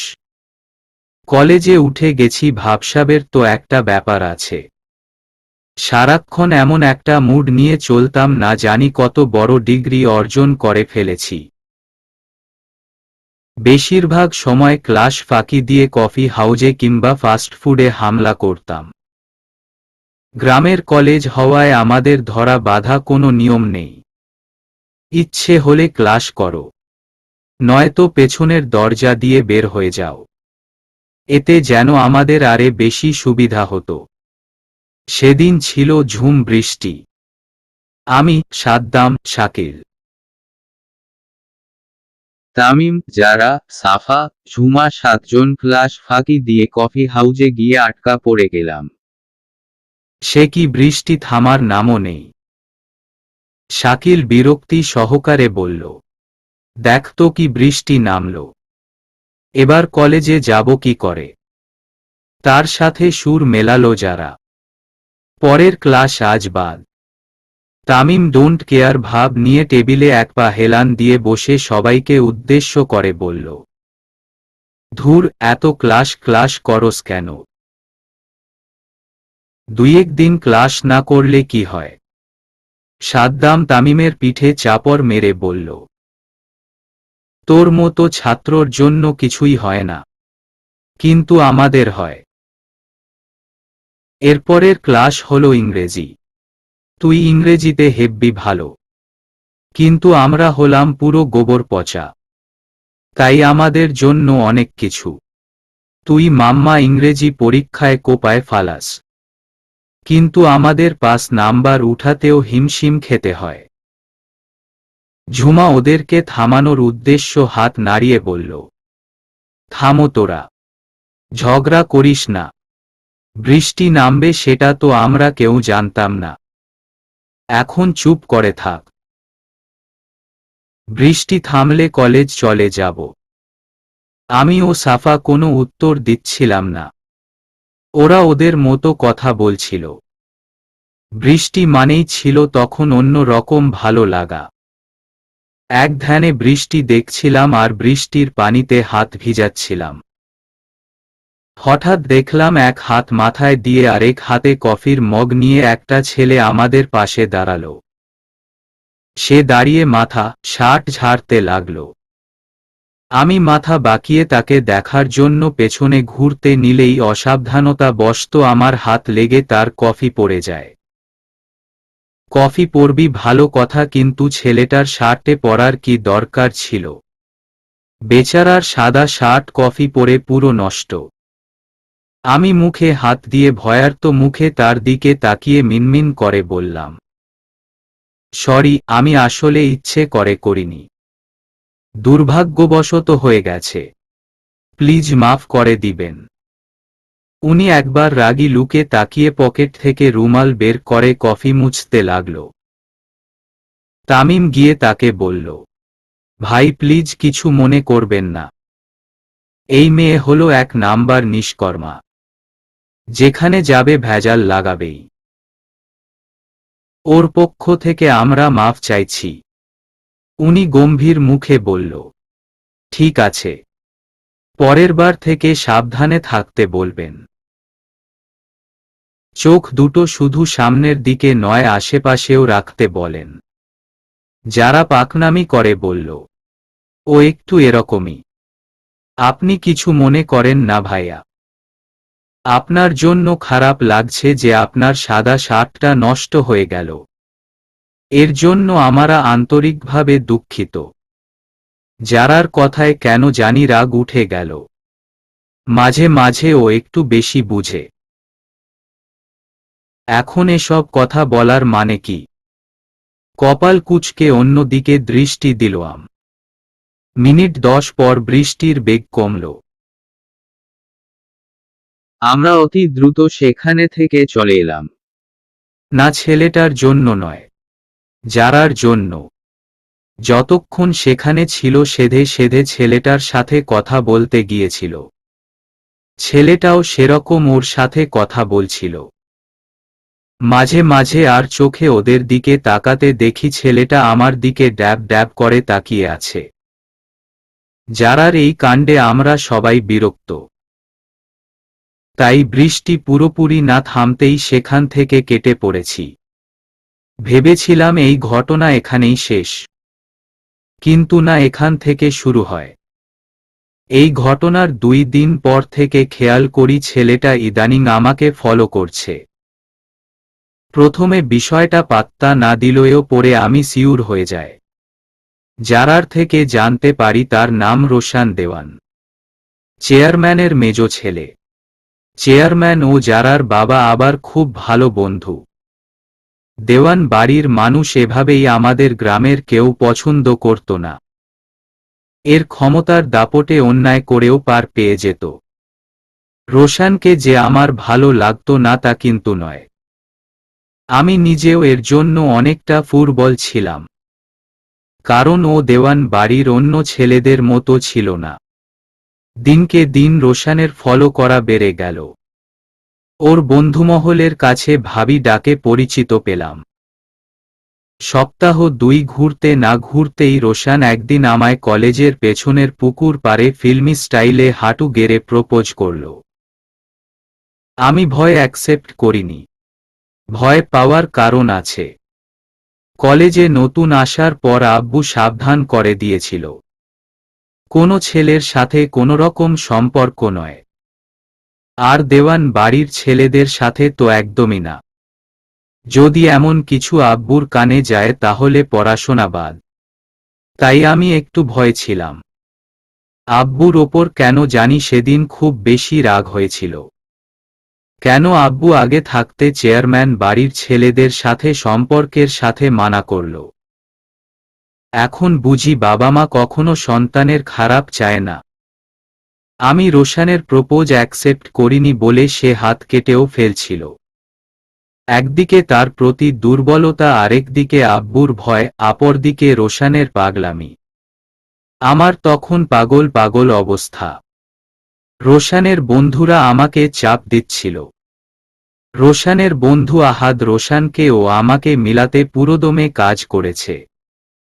আহাদের জোরাজুরিতে শেষে এক প্রকার বাধ্য হয়েই রোশানকে 2 দিন পর অ্যাকসেপ্ট করে নিতে হয়।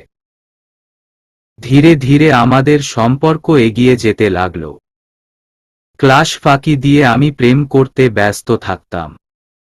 বন্ধুরা বারবার সাবধান করেছে, সম্পর্কে জড়িয়েছিস ভালো কথা, কিন্তু নিজের বিপদ ডেকে আনিস না। আমি ওদের কথা এক কান দিয়ে ঢুকিয়েছি, আরেক কান দিয়ে বের করে দিয়েছি। নতুন নতুন প্রেমে পড়লে যা হয় আর কি। রোশান তখন মাস্টার্সে পড়ত। ও ঢাকার যে বেসরকারি কলেজে পড়ত সেখানে মাসে মাসে গিয়ে শুধু পরীক্ষা দিয়ে আসত, আর সারা মাস আমাদের কলেজে ঘুরত ফিরত, বন্ধুদের সাথে আড্ডা দিত। আমি এখন রোশানের দিওয়ানা। পড়াশোনা আমার লাটে উঠেছে। বাবা চাকরি সূত্রে নবাবগঞ্জ, আর আম্মু সারাদিন স্কুলে শিক্ষকতা করার দরুন আমার দিকে ততটা নজর রাখতে পারত না। এতে আমি যেন আরো বেশি সুযোগও পেয়ে গিয়েছিলাম। দেখতে দেখতে 4 মাস কেটে গেল। রোশনকে আমি আমার সবটুকু দিয়ে ভালোবাসি। এখন রোশান বলতেই অজ্ঞান। কিন্তু কিছু দিন যাবৎ রোশানের ভাবভঙ্গি অন্য রকম। ওকে প্রায় সময় নাকি যারার সাথে দেখা যায়। বন্ধুরাও কানাঘুষা করতে লাগলো এই বিষয়ে, কিন্তু আমার বিশ্বাস হতো না। একটা মানুষকে পাগলের মতো ভালোবাসলে যা হয় আর কি। রোশান সবসময় আমাকে রাই বলতো, কারণ জিজ্ঞেস করলে বলতো আমি তার কাছে স্পেশাল একজন, তাই আমাকে ভিন্ন নামে ডাকে। যদিও রাই আমার নিকনাম, কিন্তু এই নামে কেউ না ডাকায় এর মধ্যে জং ধরে গিয়েছিল। সেই জং ছুটাতে রোশান এই নামে ডাকত। আমার তুমি বলতে লজ্জা লাগতো বলে আপনি করে বলতাম। সেদিন কলেজের পেছনে বসে সবাই আড্ডা দিচ্ছিলাম। মূলত সবাই কথা বলছিল, আমি পানির দিকে এক দৃষ্টিতে তাকিয়ে আছি। আমাদের মধ্যে যারা ছাড়া সবাই ছিল। হঠাৎ রোশান যারার হাত ধরে আমার সামনে এসে হাজির। এসেই সে বলল, রাই, তোমার সাথে আমার কিছু কথা আছে। তাদের দুজনকে এভাবে দেখে আমি কিছুটা অবাক হলাম, সাথে রাগও হলো। রোশান ও যারার হাতের দিকে তাকিয়ে আমি কিছুটা কঠিন গলায় বললাম, কথা পরে বলেন। আগে বলেন ওর হাত কেন ধরেছেন। তার কৈফিয়ত আমি তোমাকে দিতে বাধ্য নই। আপনি বাধ্য। চুপ করো।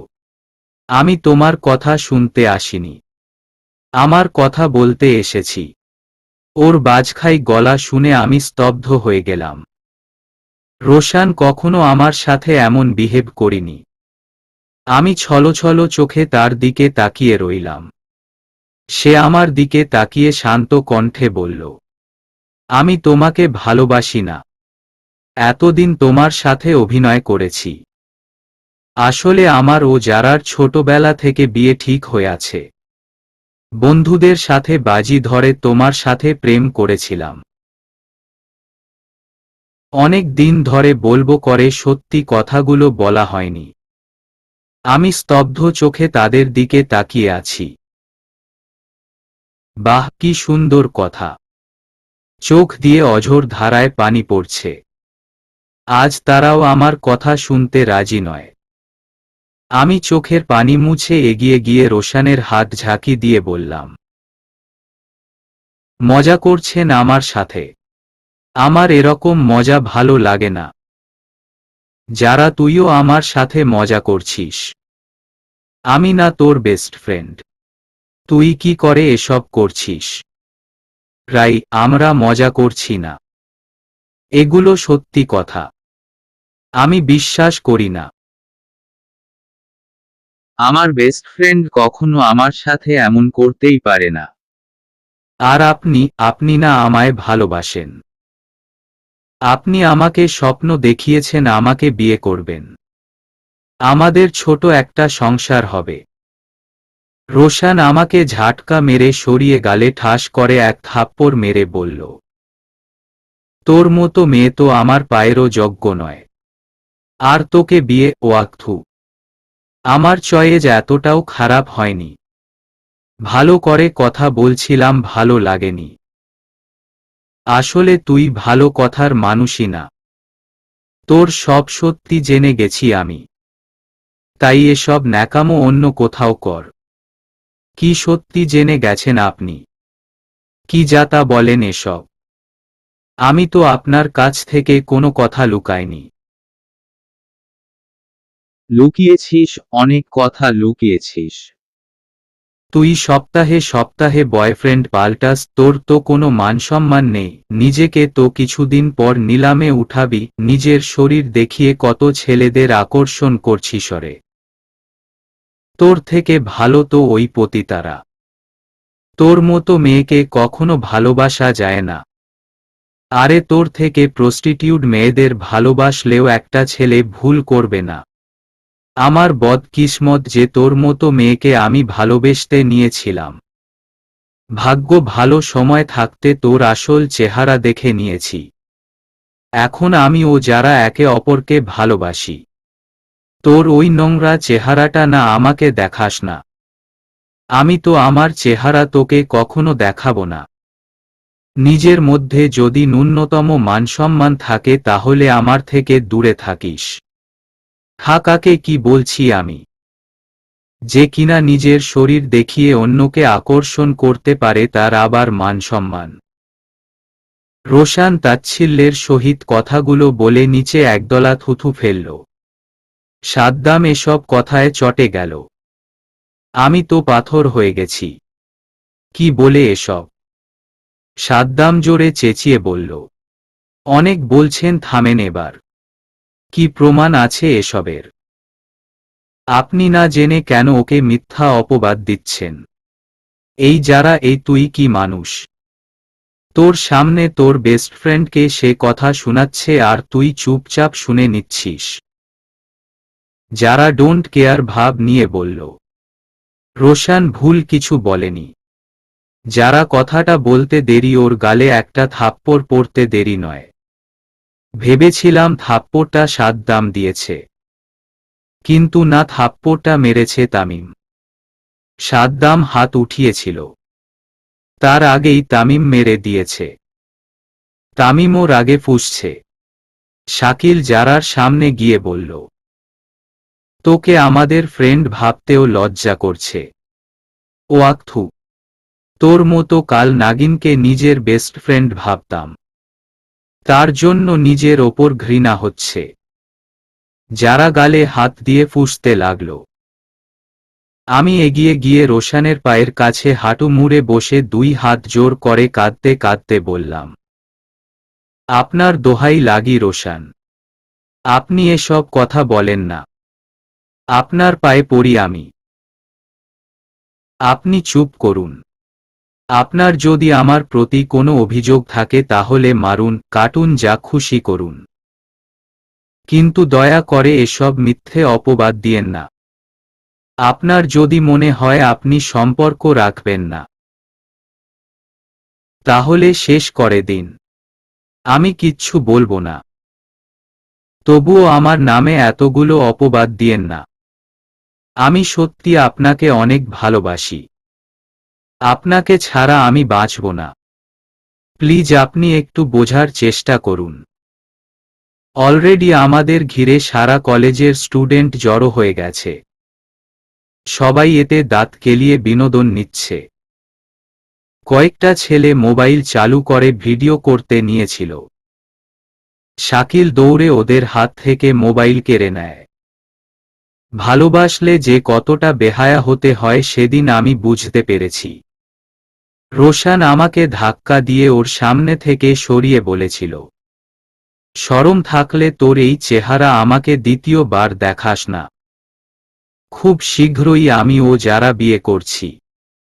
তোর মতো মেয়ের সাথে টাইম পাস করা যায়, বিয়ে করা নয়। সাদ্দাম এগিয়ে এসে রোশানের কলার ধরে বলল, কুত্তার বা মুখ সামলাইয়া কথা বল। কিছু বলছি না বলে বেড়ে গেছিস। আগে নিজের দিক দেখ, তারপর ওরে নিয়া বাজে কথা বলিস। আমার বোনকে নিয়ে আরেকটা কথা বললে জিহ্বা টেনে ছিঁড়ে ফেলব। বড় বলে সম্মান করছিলাম, কিন্তু তুই সম্মানের যোগ্য নস। যারার দিকে তাকিয়ে যারা তোরে আমি জানে মাইরা ফালামু, তুই হলি যত নষ্টের গোড়া। রোশান ঝাড়া মেরে সাদ্দামের হাত থেকে কলার ছাড়িয়ে নিয়ে বলল, প্রমাণ আমি নিজের চোখে অনেক কিছু দেখেছি। তামিম আমাকে ধরে উঠিয়ে বলল, রিলেশনে যাওয়ার আগে বলছিলাম তোরে, এই মানুষরূপী জানোয়ারের থেকে সাবধানে থাকিস। তুই তো আমাদের কথা শুনলি না, এখন বিশ্বাস হইছে তো। আর তোর বেস্ট ফ্রেন্ডের পরিচয় দেখছিস, এদের জন্য আমাদের থেকে দূরে যেতে চেয়েছিলি তুই। আমি কিছু বলার মতো অবস্থায় নেই। কাঁদতে কাঁদতে আমার হেঁচকি উঠে গেছে। সাফা, ঝুমা আমার পাশে এসে দাঁড়ালো। যেখানে সাদ্দাম, শাকিল, তামিম কথা বলে সেখানে আমরা কোনো মেয়ে কথা বলি না। তাই সাফা, ঝুমা চুপ করে নীরব দর্শকের ভূমিকা রেখেছে। রোশান যারার হাত ধরে সেখান থেকে চলে গেল। আমি দৌড়ে সেদিকে যেতে নিলে সাদ্দাম, তামিম আটকে ফেলে। আমি মুখে ঢেকে কাঁদতে কাঁদতে বসে পড়ি। জীবনের প্রিয় দুটো মানুষ বিশ্বাসঘাতকতা করল। যাদেরকে চোখ বুজে অন্ধবিশ্বাস করতাম, তারাই আমাকে ধোঁকা দিল। এক বেস্ট ফ্রেন্ড, দুই ভালোবাসার মানুষ, তারাই আমার কাছে বেঈমান নামে পরিচিত পেল। আমার ভুল ছিল না তা আমি বলবো না। হ্যাঁ, আমারও ভুল ছিল। একজনকে পাগলের মতো ভালোবাসতাম, আরেকজনকে চোখ বন্ধ করে বিশ্বাস করতাম। তার যোগ্য উপহার আমাকে তারা দিয়েছে। তারপর ঘটে যায় অনেক ঘটনা। আমি বেহায়ার মতো কতবার রোশানের কাছে গিয়েছি, কিন্তু অপমান, ধিক্কার ছাড়া কিছু পাইনি। এই ঘটনা যখন সারা কলেজে ছেয়ে যায় তখন প্রিন্সিপাল আব্বুকে ইনফর্ম করে, সাথে রোশানের বাবাকেও।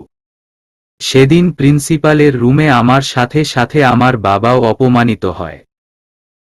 ক্ষমতার দাপটে সেদিন আমাদের বাপ-বেটির কথার কোনো গুরুত্ব থাকে না। চেয়ারম্যানের ছেলে হওয়ায় সে পার পেয়ে যায়, আর সব দোষ হয় আমার। আমি নাকি রোশানকে ডিস্টার্ব করতাম, ওর পেছনে পেছনে ঘুরতাম, আরও কত কি। এমনকি সব মিথ্যে অপবাদগুলো সত্যি রূপে পরিণত হয়। সেদিন বাসায় আসার পর বাবা আমার দুই গালে দুটো শক্ত চর বসিয়েছিল, আর বলেছিল তার সাথে কোনোদিন কথা বলতে না। গ্রামের লোকেরাও তিলকে তাল করে আমাকে দোষারোপ করা শুরু করে, কিন্তু কেউ ঘেঁটে দেখে না আসলেই আমার দোষ কিনা। এত মানসিক চাপে আমি নিজেকে চার দেয়ালে বন্দি করে ফেলি। ডিপ্রেশন চারদিক থেকে আমাকে ঘিরে ধরে। তাই একদিন পৃথিবীর সব মায়া ত্যাগ করে আব্বুর হাই পাওয়ারের ঘুমের ঔষধের পাতা থেকে পুরো এক পাতা ঔষধ একসাথে খেয়ে আত্মহত্যার চেষ্টা করি। কিন্তু সঠিক সময়ে হসপিটালে নেওয়ায় বেঁচে যাই। হসপিটালে থেকে আসার পর সবার কথার অত্যাচারে আমি অতিষ্ঠ হয়ে যাই। আবার আত্মহত্যার কথা মাথায় আসে। সেদিন সাহস করে ফলের ছুরিটা হাতে নিয়ে মাত্রই পোঁচ দিব তখনই ঝড়ের গতিতে তাং ভাইয়া এসে থামিয়ে ফেলে। তারপরের ঘটনাগুলো স্বপ্নের মতো ঘটতে থাকে। তাং ভাইয়া ও পরিবারের সাপোর্টে আমি ডিপ্রেশন কাটিয়ে ধীরে ধীরে সুস্থ হতে থাকি। আহাদ ভাইয়াও রোশানের বিরুদ্ধে এসে আমাকে অনেক হেল্প করেছে। আব্বু আমার সাথে কথা না বললেও বাসায় এলে পুরো সময় আমার খেয়াল ও যত্ন নিত। পুরো 6 মাস পর আব্বু আমার সাথে কথা বলে। যেদিন আমার পরীক্ষার রেজাল্ট দেয় সেদিন রোশান এসব খবর পেয়েও একবারও আমার সাথে দেখা করতে আসেনি।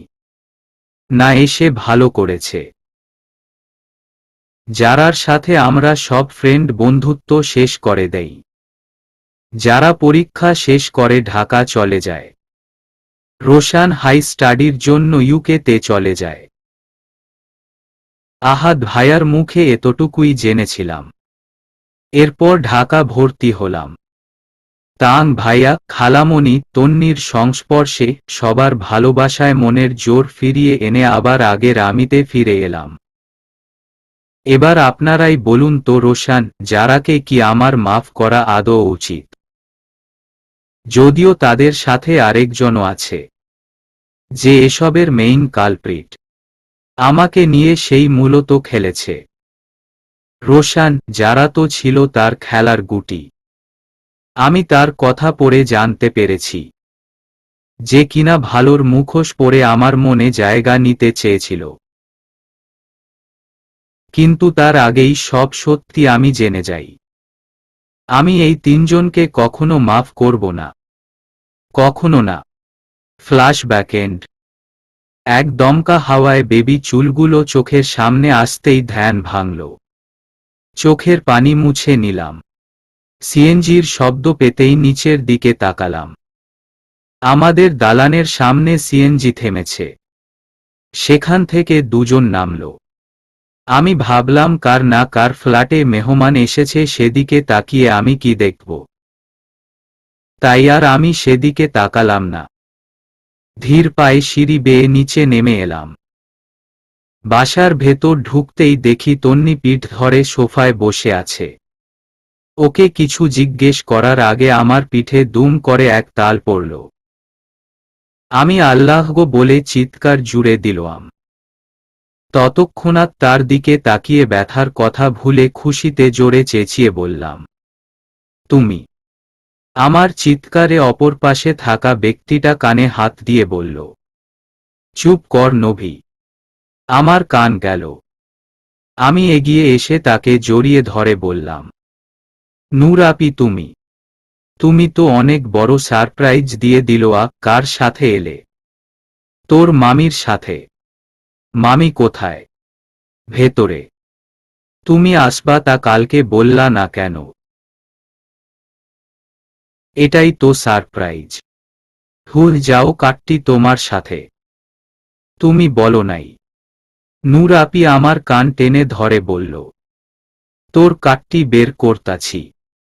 আহ নূর আপি, ছাড়ো। ব্যথা পাচ্ছি তো। তোমরা পইছ কি হুম? একজন রাগলে চুল টানে, আরেকজন কান। আমি কি লুটের মাল নাকি? কে আবার চুল টানে?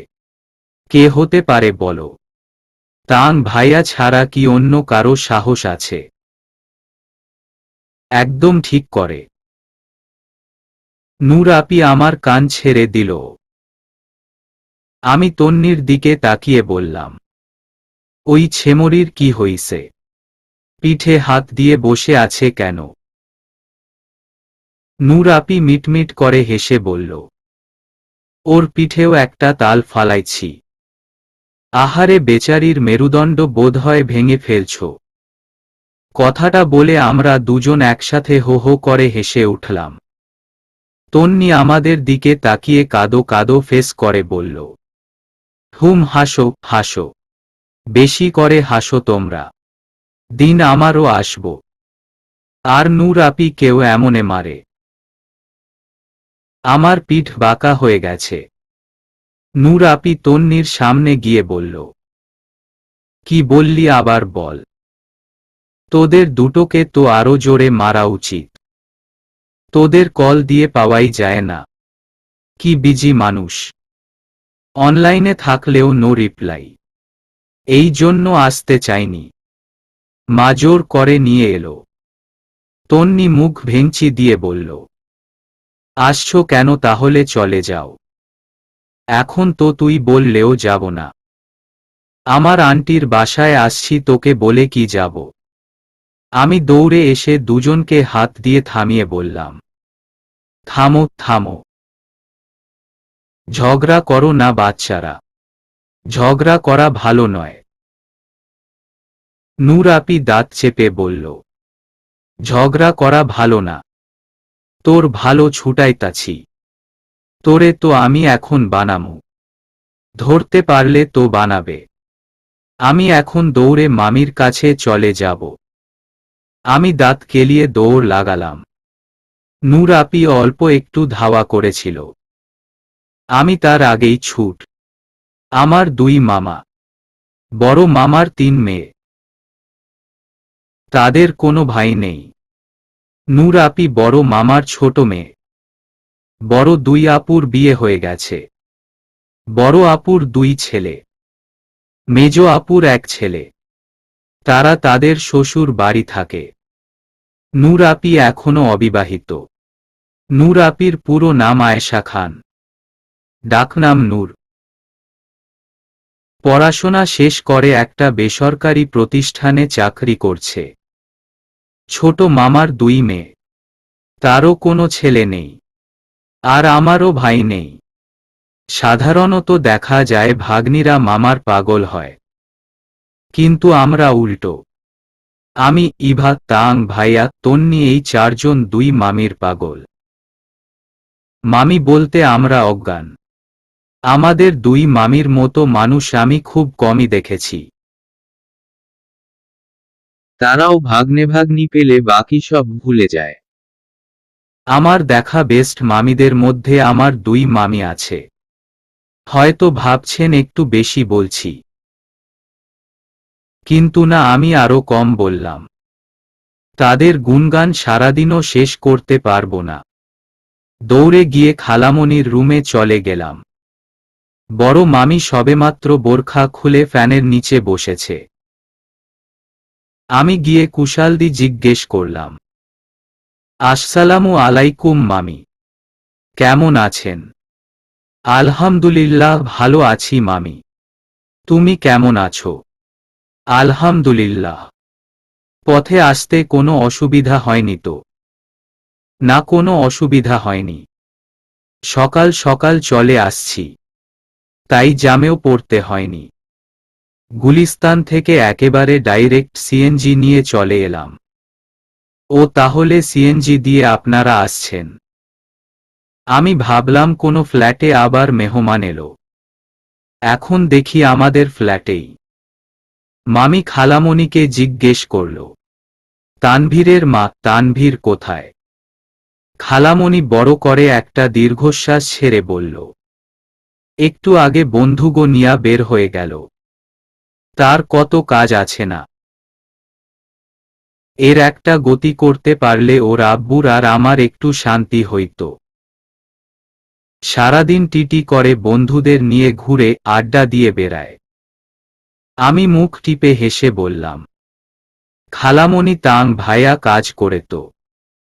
এই যে টোটো কোম্পানির ম্যানেজার। সারাদিন টিটি করে ঘুরাও তো একটা কাজ। সেটা বা কয়জন পারে? খালামণি আমাকে উদ্দেশ্য করে বলল, হইছে আর ভাইয়ের গুণগান গাইতে হবে না। জাগিয়ে তোর মামির জন্য 1 গ্লাস লেবুর শরবত বানিয়ে নিয়ে আয়। তন্নিকে বললাম, কিন্তু ওর কোনো খবর নেই। তন্নির হয়তো মনে নেই। আমি নিয়ে আসতেছি। আমি বের হয়ে দরজা পর্যন্ত আসতেই বড় মামি ডাকল, নোভা শুনো। জি মামি। এখন এত তাড়াহুড়ো করতে হবে না। আমি তো আছি। কয়েকদিন থাকব। তাই এত ব্যস্ত হওয়ার কিছু নেই। তুমি আমার পাশে বসো। তোমার শরীর কেমন এখন? আল্লাহর রহমতে ও আপনাদের দোয়ায়। আলহামদুলিল্লাহ ভালো। গত সপ্তাহে তোমার কি অবস্থা গেল? আমার শরীরও ভালো ছিল না। নয়তো পরের দিন চলে আসতাম। তখন আসতে পারিনি বলে এখন চলে এলাম। কালকের থেকে শরীরটা একটু ভালো। তাই নুরারে বললাম, চল তোর আন্টির বাসা থেকে ঘুরে আসি। কবের থেকে সবাইকে দেখি না। তাছাড়া আমার বড় ভাগ্নির কি অবস্থা গেল একটু দেখাও করতে পারলাম না। কালকে রাতে হুট করে ঠিক করলাম আজকে এই বাসায় আসব। তাই চলে এলাম। আমিও তো বলতেছি খালামণি তো কিছু বললো না। আপনারা আগে থেকে জানায় আসলে তো খালামণি বলতই। মামার শরীরটা কেমন? আছে আলহামদুলিল্লাহ। তোমার মামা 3 দিনের তাবলিগে গিয়েছে, সেই সুযোগে আমরাও চলে এলাম। একদম ভালো করছেন। আপনি বসেন, আমি আসতেছি। এত দূর থেকে জার্নি করে আসছেন, এখন একটু বিশ্রাম নেন। খালামণি তুমি একটু কিচেনে আসো। সকালে কি রান্না করবা হেল্প করে দিবনি। আজ আর কলেজ যাব না। বাসায় মেহমান রেখে কলেজ যেতে ইচ্ছে করছে না। খালামণি বাহুতে আলতো করে চাপড় মেরে বলল, এই তো পাইছে 2 বোন ছুতা। মামি আসছে, সেই খুশিতে ভাগ্নিরা বাসায় থাকবে। খালামণির কথা শুনে মামি মুচকি হাসল। আমি দাঁত কেলিয়ে কিচেনের দিকে ছুটলাম। কি মজা, আজ কলেজে যাব না। ইউরেকা। পরের দিন সন্ধ্যায়। 2 দিন ধরে আমি ও তন্নি দুজনের কেউ কলেজে যাই না। মামি, নূর আপি এসেছে, সেই ছুতোয় কলেজ যাওয়া বন্ধ। গতকালও যাইনি, আজও নয়। তাং ভাইয়া 2 দিন ধরে সকাল সকাল বের হয়ে যায়। বাসায় ফিরে রাত 10টার পর। এসে খেয়ে ফ্রেশ হয়ে ঘুমিয়ে পড়ে। তাই আমাদের খোঁজ খবরও নেয় না। সেই সুযোগে আমরা কলেজ ফাঁকি দেই। মাগরিবের আজান হচ্ছে। আমরা 3 বোন মিলে লুডু খেলছি। নূর আপি, তন্নি মিলে আনার সব পাকনা গুটিগুলো খেয়ে কাঁচা করে দিয়েছে। তার মধ্যে একটা ছক্কা উঠছে না যে আমি একটা গুটি উপরে উঠাবো, সেই দুঃখে আমার 1 গ্লাস পানিতে ডুবে মরতে ইচ্ছে করছে। খেলায় টানটান উত্তেজনা। তখন পাশের রুম থেকে খালামণি আমায় ডেকে বলল, নোভা, এই নোভা। আমি এতই খেলায় মগ্ন যে খালামণির কথা শুনতে পেয়ে উত্তর দিতে ভুলে গেছি। নূর আপি আমায় ধাক্কা মেরে বলল, এই নভি, আন্টি তোকে ডাকে। আমি চেঁচিয়ে উত্তর দিলাম, হ্যাঁ খালামণি বলো। তোর তাং ভাইয়ার রুমের জানালাগুলো একটু বন্ধ করে দে, আজান দিতেছে। ওই রুমের জানালা, বারান্দার দরজা কিছুই আটকানো হয়নি। আর এখন খেলা বন্ধ কর। আজান দিছে, অজু করে নামাজ পড়ে নে। যদি খেলার তালে নামাজ কাজা করিস তাহলে 3টারই খবর আছে। আচ্ছা খালামণি, আমি বন্ধ করে দিতেছি। খেলা ছেড়ে উঠে তাং ভাইয়ার রুমে গেলাম। দরজা জানালা বন্ধ করে লাইট ধরিয়ে দিলাম। আসার সময় চোখ পড়ল ছোট টেবিলের ওপর কালো একটা ডায়েরির দিকে। সেটা হাতে নিয়ে কপাল কুঁচকে তাকালাম। নিজের মনে বিড়বিড় করে বললাম, এটা আবার কার? তাং ভাইয়াকে তো কখনো ডায়েরি লিখতে দেখিনি। যার মন চায় তার হোক বাবা। আমি অন্যের জিনিস ধরছি না, না বলে ধরাটা ঠিক হবে না। উপরে বড় করে ইংরেজিতে তানভীর লেখা। এতে সিউর হলাম এই ডায়েরি আমার গুণধর ভাইয়ের। ভীষণ কৌতূহল লাগছে ভেতরে কি লিখা আছে তা নিয়ে। কিন্তু অন্যের জিনিস না বলে ধরাটাও একটা অন্যায়। তাই ডায়েরিটা না খুলে যথাস্থানে রেখে দিলাম। টেবিলের সাইড কেটে যাওয়ার সময় তার পায়ার সাথে বাড়ি খেয়ে ধপাস করে পড়ে গেলাম। ব্যালেন্স রাখতে টেবিলের ওপরের দিকটা ধরতে চেয়েছিলাম, কিন্তু ফলাফল 0। টাখনুতে বেশ ভালো ব্যথা পেয়েছি। নিচে বসেই পা ধরে ডলতে লাগলাম। চিন চিন ব্যথা করছে। তখনই ধপ করে মাথার ওপর ডায়েরিটা পড়ল। আউচ বলে মাথাও ধরলাম। ডায়েরিটা আমার কোলে মেলে পড়েছে। যখন ব্যালেন্স রাখতে চেয়েছিলাম তখন ডায়েরিটা টেবিলের কোণার দিকে ছিল। হাত লেগে অল্প একটু বেজেছিল। আরেকবার নাড়া খেতেই আমার মাথার ওপর পড়েছে। পৃথিবীর যত কিছু আছে সব কিছুর সাথে আমার খালি ধাক্কাই লাগে, আর আমি শুধু ব্যথাই পাই। ডায়েরিটা 2 পার্টে পুরো খুলে আছে। সেদিকে চোখ যেতেই চোখ দুটো বড় বড় হয়ে গেল। এক পৃষ্ঠায় ছোট করে লিখা, অনেক ভালোবাসি। তার নিচে ছোট করে একটা নাম লেখা, যেটা স্পষ্ট দেখা যাচ্ছে না দূর থেকে। এতটুকু দেখে অনেক বেশি কৌতূহল হলো। ডায়েরি হাতে নিয়ে নিচের নামটা পড়ে আমি স্তব্ধ হয়ে গেলাম। সবাই দাঁড়ানো থেকে বসে পড়ে আর আমি বসা থেকে দাঁড়িয়ে গেলাম। ব্যথার কথাও ভুলে গেছি। নামটা দিকে আমি অবিশ্বাস্য চোখে তাকিয়ে রইলাম। মনে হচ্ছে কেউ দ্রুত পায়ে এই রুমের দিকেই আসছে। কিন্তু আমি ডায়েরি হাতে নিয়ে দাঁড়িয়ে আছি। মিনিট 2 পর বাইকের চাবি আঙুলের ডগায় ঘুরাতে ঘুরাতে রুমে ঢুকল তাং ভাইয়া। চাবিটা বিছানায় ছুঁড়ে মেরে আমার দিকে না তাকিয়ে বলল, কি রে শাকচুন্নি, তুই আমার রুমে কি করিস? প্রশ্ন ছুঁড়ে দিয়েই সে তার হাতের ব্যাসলাইট খুলতে ব্যস্ত হয়ে গেল। আমার কোনো শব্দ না পেয়ে আমার দিকে তাকালো। তারপর ঝড়ের গতিতে এসে আমার থেকে ছো মেরে ডায়েরি কেড়ে নিয়ে রেগে ঝাঝালো গলায় বলল, তুই এই ডায়েরি কার অনুমতি নিয়ে ধরছিস? আমি ওর দিকে নিষ্পলক চোখে তাকিয়ে রইলাম। তারপর নীরবতা ভেঙে ওর দিকে দৃষ্টি রেখেই ছলছল চোখে বললাম, এত ভালোবাসিস? তাহলে বলে দিলই না কেন? এত ভালোবাসিস, তাহলে বলে দিলই না কেন? আমার কথা শুনে ভাইয়া ভ্রু কুঁচকে আমার দিকে তাকালো। তারপর ডায়েরিটা ওর টেবিলের ড্রয়ারে রেখে আমার সামনে এসে বলল, ঢঙ্গি ঢং কম কর। এমন একটা ভাব নিতেছিস যেন তোর নাম লেখা ছিল। আমাকে কনফিউশনে ফেলার ধান্দায় আছো। তা হচ্ছে না। ওর কথা শুনে আমি ফিক করে হেসে উঠলাম। ধুর, বাদরটায় আমার চালাকি ধরে ফেলছে। কোথায় ওকে কনফিউশনে ফেলার জন্য আমি ছলছল চোখে ওর দিকে তাকিয়েছিলাম, যাতে ও চিন্তায় পড়ে যায় যে ওর ডায়েরিতে আমি আমার নাম দেখেছি। তা আর হলো কোথায়? আমার শয়তানি বুদ্ধিতে এক বালতি পানি ঢেলে সব বরবাদ করে দিল। আমি 2 হাত কোমরে রেখে ওর সামনে পথ আটকে দাঁড়িয়ে বললাম, হ্যাঁ রে ভাইয়া, এসব কবের থেকে? কোনো সব? এই যে তুই নূর আপিকে এত এত ভালোবাসিস। তাং ভাইয়া আমার মুখ আটকে এদিক সেদিকে তাকিয়ে নিচু স্বরে বলল, এই চুপ, কেউ শুনে ফেলবে। জানিস না দেয়ালেরও কান আছে?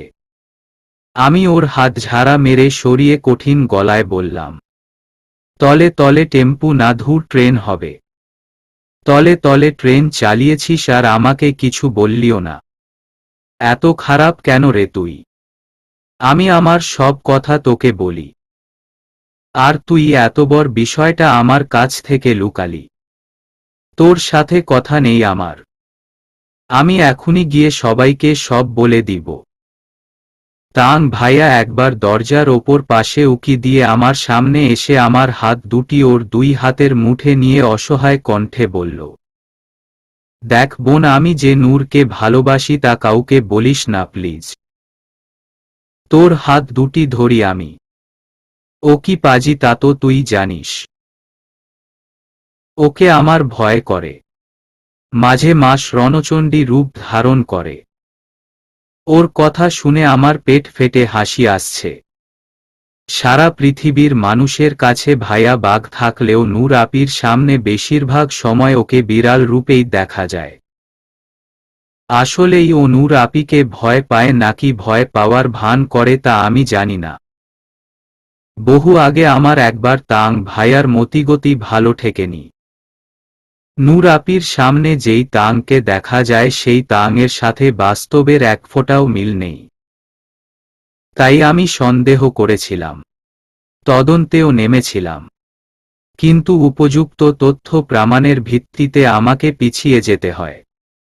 ভাইয়া এখনো আমার দিকে অসহায় চোখে তাকিয়ে আছে। একটু আগের রাগী তাঙের সাথে এখনকার তাং আকাশ পাতাল তফাত।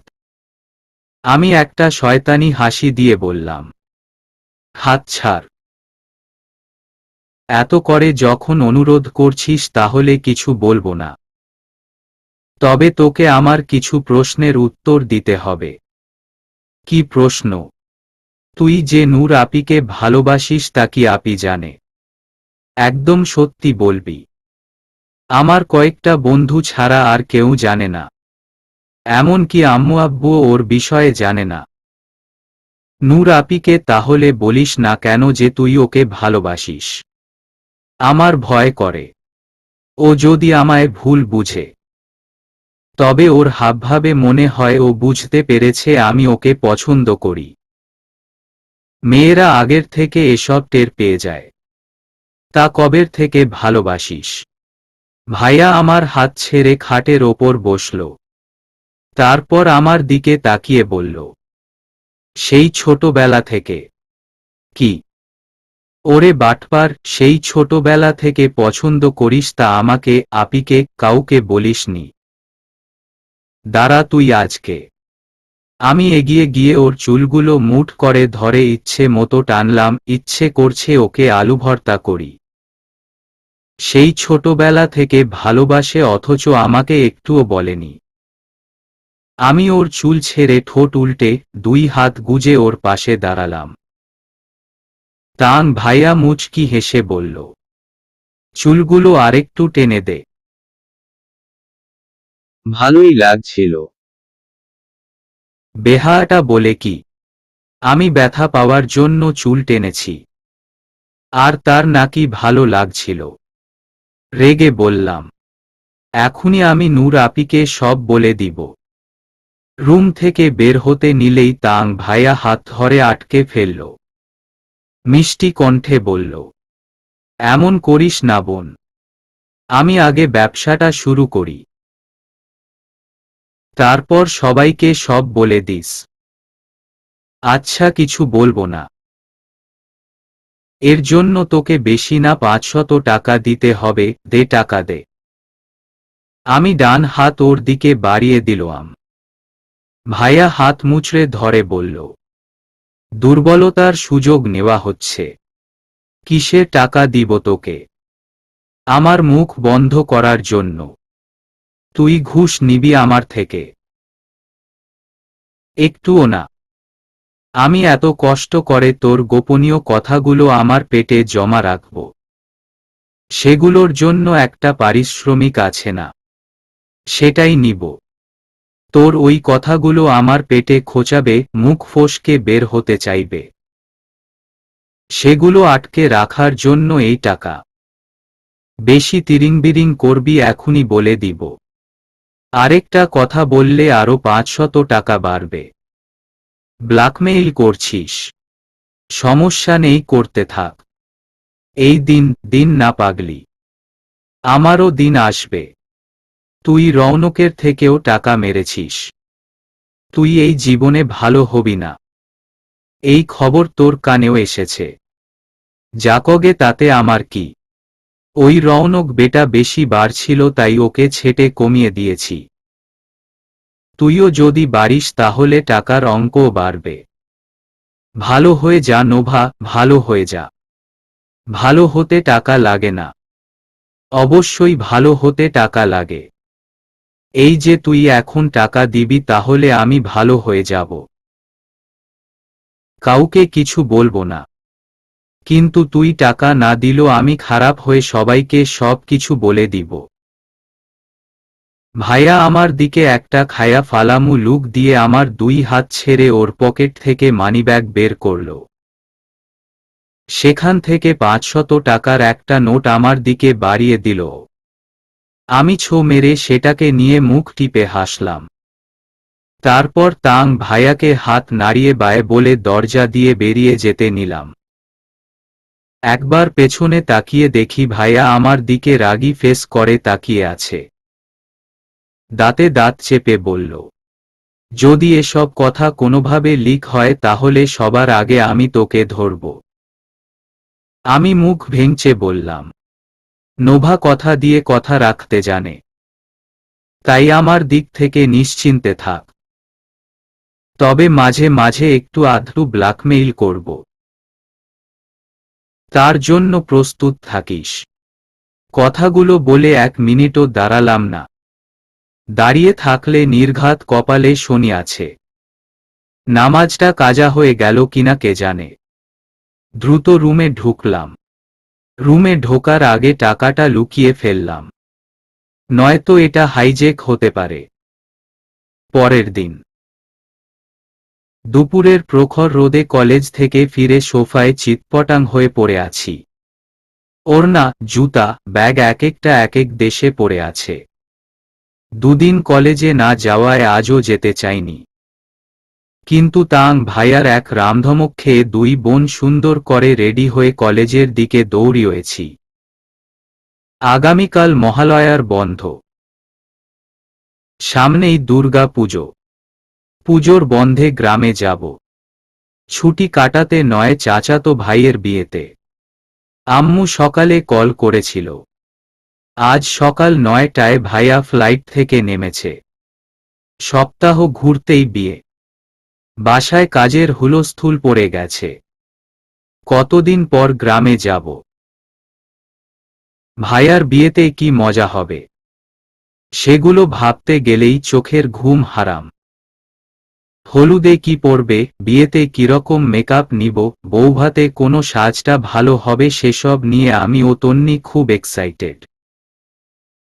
আজ বাসার যাওয়ার সময় বড় চাচু বাসায় এসে খালামণি, মামিকে পরিবারবর্গ দাওয়াত করে গেছে।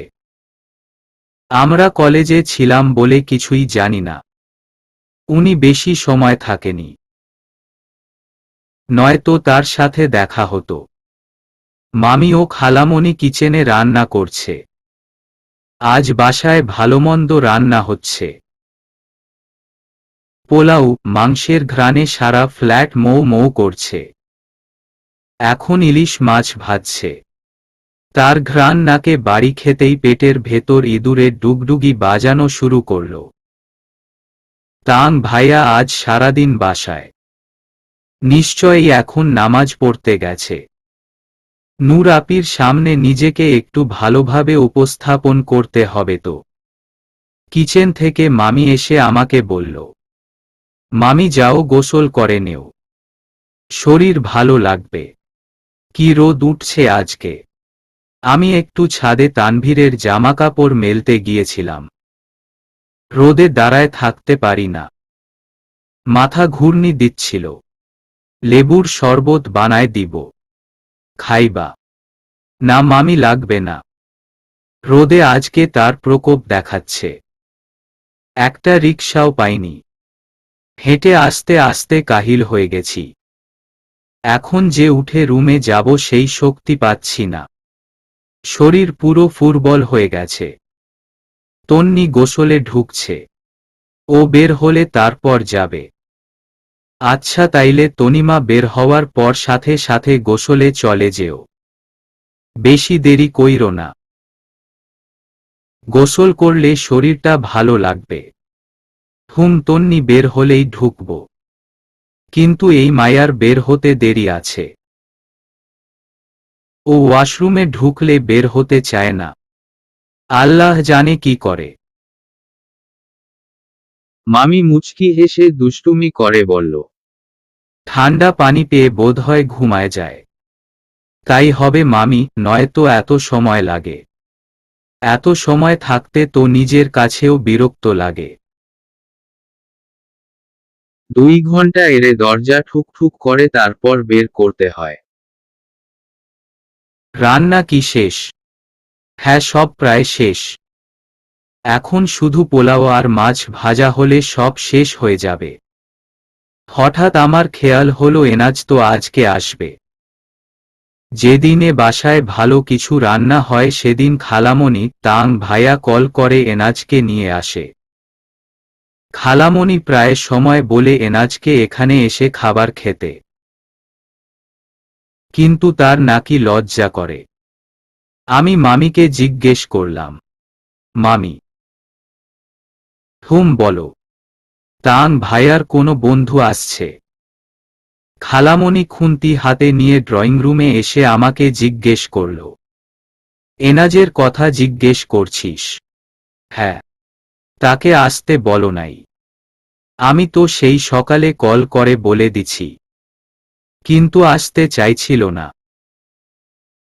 আমি বলছি আজকে তুই না আসলে তোর সাথে আমার কোনো কথা নেই। তাংও ওর সাথে রাগারাগি করছে। কেন ও আসবে না তার জন্য? আমাদের দুজনের বকা খেয়ে তারপর রাজি হইছে। বলছে নামাজ পড়ে আসব। মামি খালামণিকে জিজ্ঞেস করল, কার কথা বলো? তানভীরের মা। খালামণি মামিকে বলল, ওই যে তাংয়ের বন্ধু। ছেলেটা একা থাকে, কি খায় না খায় কিছু জানি না। মাঝে মাঝে এই বাসায় এসে খেতে বললেও লজ্জা পায়, বলে মানুষ কি বলবে। দেখ তো ছেলের কথা, মানুষের কথায় আমাদের কিছু আসে আয়। খাওয়া ঘুমের কোনো নির্দিষ্ট সময় নেই। মাঝে মাঝে অসুস্থ হয়ে যায়। দেখভালেরও একটা মানুষ নেই। ওর ছোট ভাই পড়াশোনার সুবাদে হোস্টেলে থাকে। বাসায় ও একা একটা ছেলে। ইচ্ছে হলে খায়, না হলে নাই। কত করে বলি এবার একটা বিয়ে কর, কিংবা আমরা মেয়ে দেখি, বলে চাকরি পেলেই বিয়ে করে ফেলবে। তার আগে নয়। ছেলেটাকে নিয়ে বড্ড চিন্তা হয় আমার। বাবা মা ছাড়া এতিম ছেলে, ছোট ভাইকে নিয়ে তার বেঁচে থাকা, তবে অন্য সব ছেলের থেকে অন্যরকম। এতদিনে অন্য ছেলেরা থাকলে বাজে সঙ্গে খারাপ কাজে যুক্ত হয়ে যেত, কিন্তু এনাজ এসব থেকে বহু দূরে। এনাজ ভালো বলেই তাংকে ওর সাথে সবসময় মিশতে দেয়। অমন সোনার টুকরো ছেলের সংস্পর্শে আমার ছেলে কখনো খারাপ হবে না, এতটুকু চোখ বন্ধ করে বলতে পারি। খালামণির কথাগুলো শুনে এনাজের জন্য আরেক ধাপ ভালো লাগা বেড়ে গেল। আমি উৎসুক চোখে খালামণিকে প্রশ্ন করি, খালামণি এনাম ভাইয়া কিসে পড়ে? এবার বিবিএ ফাইনাল ইয়ারে। পড়াশোনার অনেক চাপ। বাসার থেকে আসতো, এতে সমস্যা বলে হোস্টেলে থেকে পড়াশোনা করে। ও এই জন্য তাকে দেখি না। এনাম বেশি একটা আসে না। পড়াশোনা আলহামদুলিল্লাহ ভালো আছে। শুনছি পরীক্ষা দেওয়ার পর ওকে হাই স্টাডির জন্য বিদেশে পাঠাবে এনাজ। তার জন্য এনাজ নিজের চাকরি খুঁজছে। তোর সাথে কথা বলতে বলতে আমার মাছ না পুড়ে যায়। আমি গেলাম। ভাবি গিয়ে গোসল করে নামাজ পড়ে ফেলেন। খালামণি কিচেনের দিকে ছুটল। মামি রুমে চলে গেল। আমি সোফার পেছনে দিকে মাথা হেলিয়ে চোখ বন্ধ করলাম। মাথার ওপর বনবন করে পাখা ঘুরছে, আর মাথার ভেতর এনাজের কথা ঘুরপাক খাচ্ছে। হঠাৎ কলিং বেল বেজে উঠল। নিশ্চয়ই তাং ভাইয়া চলে এসেছে। আমি ধীর পায়ে এগিয়ে গিয়ে দরজা খুলে দিলাম। সামনের মানুষটাকে দেখে মনের অজান্তে মুখে হাসি ফুটে উঠল। এনজিও সংস্থার পরনে আজ হালকা আকাশী রঙের পাঞ্জাবি ও কালো প্যান্ট। পাঞ্জাবির গলাটা শার্টের কলারের মতো। চুলগুলো সম্ভবত কাটিয়ে এসেছে। দাড়িতেও হালকা কাট দেওয়া। তাকে যে কতটা ভালো লাগছে তা বলার মতো নয়। আমি হা করে তার দিকে তাকিয়ে আছি। এরকম জামাই সেজে এসেছে কেন? আমাকে ঘায়েল করতে নাকি অন্য কোনো কারণে? এই যে মিষ্টি ডি পোকা, ভেতরে কি ঢুকতে দিবেন? হুম। আমার চোখের সামনে তুড়ি বাজিয়ে বলল, তাহলে সরে দাঁড়াও। তার তুড়ির শব্দে আমার ধ্যান ভাঙল। আমি সন্দেহের দৃষ্টিতে তাকিয়ে তাকে বললাম, আপনি এমন জামাই সেজে এসেছেন কেন? খালা শাশুড়ির বাসায় এলে তো একটু জামাই সাজ দিয়ে আসতেই হয়।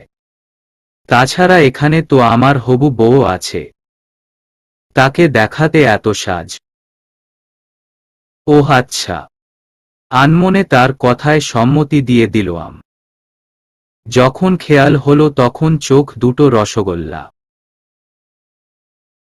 কি বলল সে? ততক্ষণে সে আমাকে সাইড কাটিয়ে ভেতরে ঢুকে গেছে। আমি এগিয়ে এসে তাকে জিজ্ঞেস করলাম, এই আপনি কি বললেন? উনি আমার দিকে একবার তাকিয়ে দ্রুত দৃষ্টি নিচের দিকে করে বলল, যা বলার তাতে বলেছি। আরেকবার বলুন তো। একটুও না। এক কথা দুইবার বলতে ভালো লাগে না। আপনাকে বলতে হবে। আমি বলবো না। না বলতে হবে। এনাজ আমার সাথে লেগে দাঁড়িয়ে কানের কাছে মুখ এনে বলল, তা টিডি পোকা তোমার ওড়না কোথায়? তার কথায় আমার হুঁশ ফিরল। নিজের দিকে তাকিয়ে দেখি ওড়না নেই। কলিং বেলের শব্দ শুনে ওড়না না নিয়েই চলে গেছি। আমার এখন ইচ্ছে করছে মাটির নিচে ঢুকে যাই। ইস, সে কি ভাবল! আর আমি এই অবস্থায় তার সামনে দাঁড়িয়ে ছিলাম। আল্লাহ উঠায় নাও। এর জন্য পাতলা জর্জেটের ওড়নাগুলো আমার নিতে ইচ্ছে হয় না। আমি আর এখানে নেই। আমি সোফা থেকে ওড়না উঠিয়ে রুমের দিকে দিলাম দৌড়। ছি, কি লজ্জা! এই কথা মনে থাকলে এ জীবনে জর্জেটের ওড়না আর নিব না। এতটা কেয়ারলেস কি করে হলাম আমি? আপাতত আমি এনজিও সংস্থার মুখোমুখি আর হচ্ছি না। চলবে।